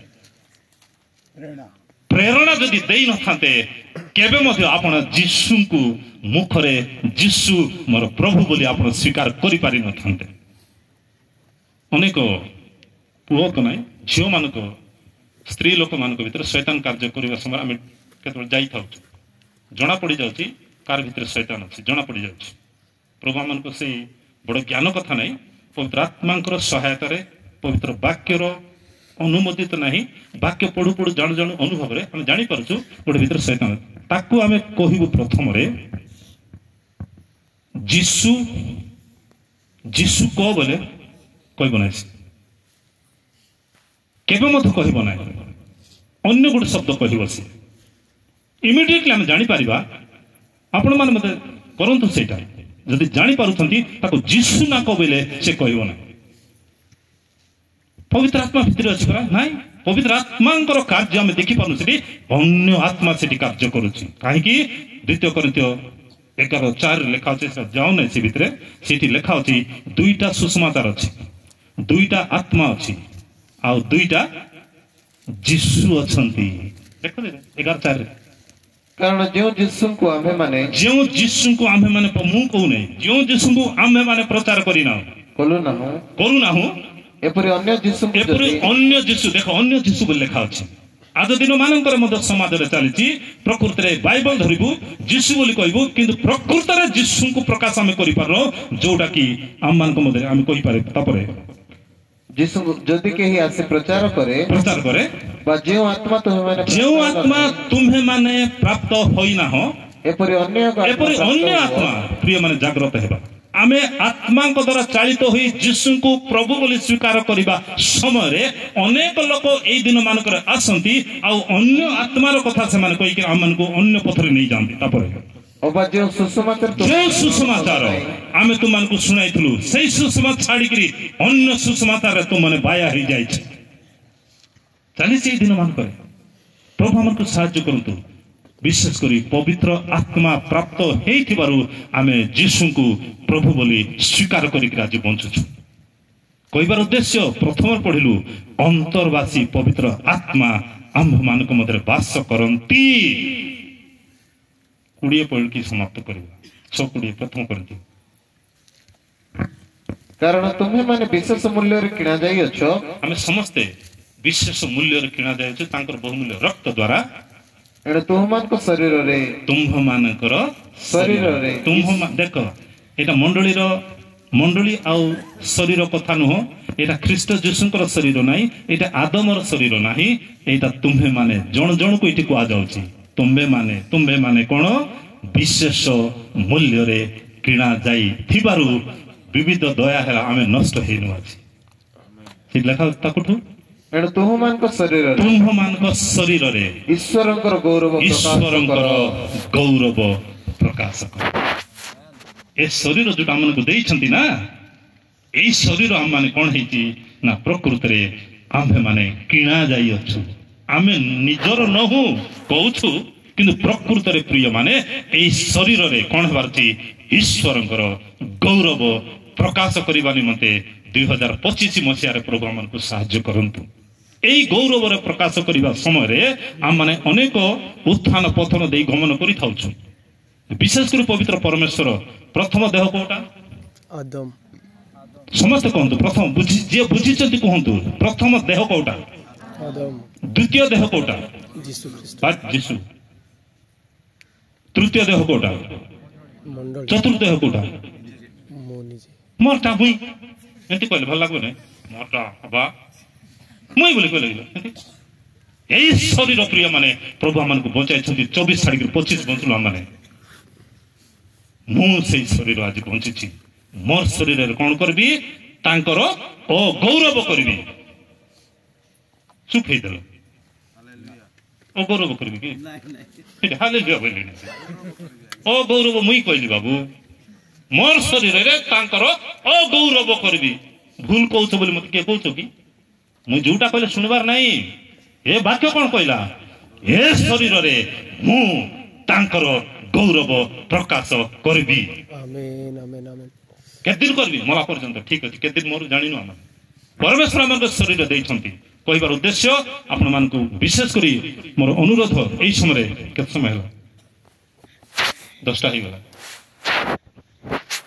ଆପଣ ମୋର ବାକ୍ୟ ଶୁଣି ଅଛନ୍ତି ଗୀତ ସଂହିତା 107:20 ପଢିଛନ୍ତି ପଢିବା ଦରକାର ନାହିଁ ଯେଉଁମାନଙ୍କର ଶାରୀରିକ ଦୁର୍ବଳତା ଅଛି ଦୟାକରି ଠିଆ ହୁଅନ୍ତୁ ଯଦି କିଛି ଅଛି ପରମେଶ୍ୱରଙ୍କ ପବିତ୍ର ବାକ୍ୟ ଆପଣମାନେ ଶୁଣି ଅଛନ୍ତି ସେହି ପବିତ୍ର ବାକ୍ୟ କାର୍ଯ୍ୟ କରିବା ଆରମ୍ଭ କରିଅଛି ମୁଁ ବିଶ୍ୱାସ କରୁଛି ହେଲେ ମଧ୍ୟ ପବିତ୍ର ବାଳକ ଆମମାନଙ୍କ ମଧ୍ୟରେ ଅଛନ୍ତି ସେ ଆମ ସମସ୍ତଙ୍କୁ ସାହାଯ୍ୟ କରିବେ ଆମମାନଙ୍କର ଶରୀରରେ ଯଦି କିଛି ଦୁର୍ବଳତା ଅଛି ଆମମାନେ ନିଜ ନିଜ ସ୍ଥାନରେ ଆମେ ଛିଡ଼ା ହେଇପାରିବା ପ୍ରଭୁଙ୍କ ହସ୍ତରେ ସମର୍ପିତ ହେବା ତା ପୂର୍ବରୁ ଆମେ ନିଜକୁ କହିବା ପ୍ରଭୁ ମୋର ଦୁର୍ବଳତା ଥିଲା 2024 ମସିହାରେ ଅନେକ ଭୁଲ କଲି 2024 ମସିହାରେ ଅନେକଙ୍କୁ ମୁଁ କ୍ଷମା ଦେଇପାରି ନାହିଁ ଅନେକଙ୍କ ବିରୁଦ୍ଧରେ ମୁଁ କଥା କହିଛି 2025 ମସିହାରେ ତୁମର ଦୟା ହେବାରୁ ମୁଁ ବଞ୍ଚିଛି ତେବେ ବିଶେଷ କରି ପ୍ରିୟମାନେ କାହାର ଦୁର୍ବଳତା ନାହିଁ ବୋଧେ ବହୁତ ଭଲ କଥା ଏମିତି ଖ୍ରୀଷ୍ଟଙ୍କର ଶରୀର ଆବଶ୍ୟକ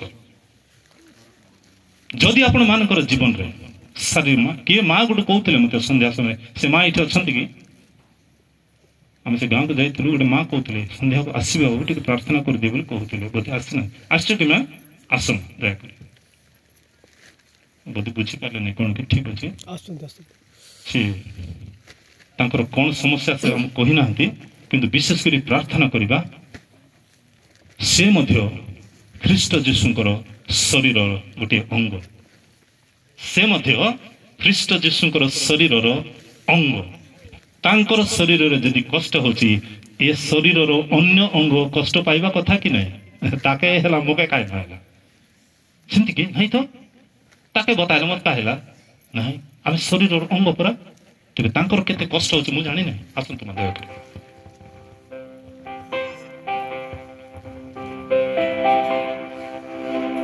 Praise the Lord. Hallelujah.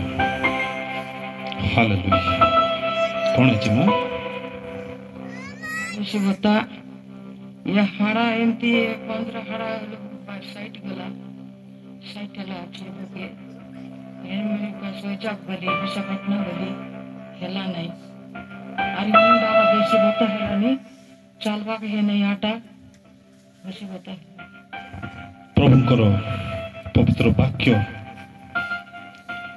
এই দুর্বলতা সময়ে এই কষ্ট সময়ে পরীক্ষা কলা পরে জনা পড়লা দেখন্তু সে কହୁଛନ୍ତି হাড় ঘুঞ্চি যাইছে বিলকুল কি পরিস্থিতি এটা কে কলা সেটা আমি পড়িলে কি কোন বাজলা আমি কোন কই পারিবা পড়ি দেখন্তু পড়ি ଯିବାଟା ମଧ୍ୟ এটা ଆମେ ଦୁର୍ଘଟଣା ବୋଲି କହୁ ହଠାତ୍ ଆମ ମାନଙ୍କର ଜୀବନରେ ପ୍ରିୟ ମାନେ ପ୍ରଭୁ ସାହାଯ୍ୟ କରନ୍ତୁ ତାଙ୍କର ଶାରୀରିକ ଦୁର୍ବଳତା ସେ ପ୍ରକାଶ କଲେ ନିଜ କିନ୍ତୁ এই ସମୟରେ ତାଙ୍କର କେତେ ପରିମାଣରେ ବୁଝିଛନ୍ତି ମୁଁ ଜାଣି ନାହିଁ ଆମେ ବିଶ୍ୱାସ କରିବା ସେ ଆମମାନଙ୍କର ଖ୍ରୀଷ୍ଟ ଯୀଶୁଙ୍କର ଶରୀରର ଗୋଟେ ଅଙ୍ଗ ସେ ସେଇଟା ବିଶ୍ୱାସ କରିବା ମାନେ ତାଙ୍କ ନିମନ୍ତେ ପ୍ରାର୍ଥନା କରିବା ପ୍ରଭୁ ତାଙ୍କୁ ସୁସ୍ଥତା ଯୀଶୁଙ୍କ ନାମରେ ଦିଅନ୍ତୁ ଆସନ୍ତୁ ଆମେ ପ୍ରାର୍ଥନା କରିବା ସୁଶୀଲା ବାଗ ଭଉଣୀଙ୍କ ପାଇଁ ଆସନ୍ତୁ ଆମେ ପ୍ରାର୍ଥନା କରିବା ତାଙ୍କର ଏହି 2025 ବର୍ଷ Hallelujah. Praise the Lord. धन्यवाद पाइबार योग्य सदा प्रभु तुमर उपस्थिति तुम्हें आम दे तुम पवित्र वाक्य द्वारा जो पवित्र वाक्य तांकर कर्णर प्रवेश होइछि से वाक्य पठाई तुम्हें सुस्थता दे था तांकर वक्तव्य अनुसार डाक्तर को परीक्षा परे किंतु जन्मरु जो मातार गर्भरु तुम्हें ए पृथ्वी रे आसीबा को देलो सेते बेले तो ए समस्या नथिला प्रभु पड़ी जाइथिबारु आमे तांकर भूल बोली कहिबा नाही किंतु एई समय रे तांकर जो बथा को आमे यीशु को नाम रे घोषणा करूचु पवित्र परमेश्वर दुर्बलता तो दूर मात्र सहीवा निमित्त तुम्हें शक्ति प्रदान करो तुम्हार अनुग्रह मां को निमंते यथेष्ट हो आमेन आमेन आमेन जेते दिन बंचिबे पानी सार कहला परी बेड रिडन यीशु को नाम रे न हुवंतु अल्प चलाबुला करि पारु अछंती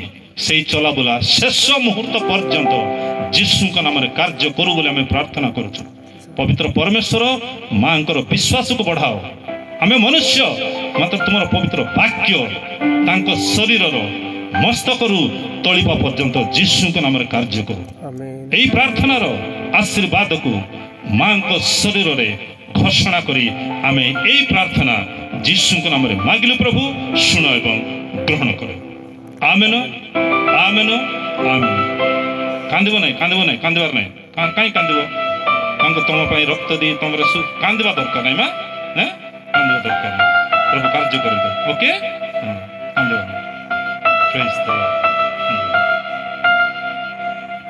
बहुत कष्ट समय प्रिय मान जार से निजे जानी आम कौन कर किंतु एतिक आम चिंताधारा हो यहाँ हूँ ख्रीष्ट जीशुंकर शरीर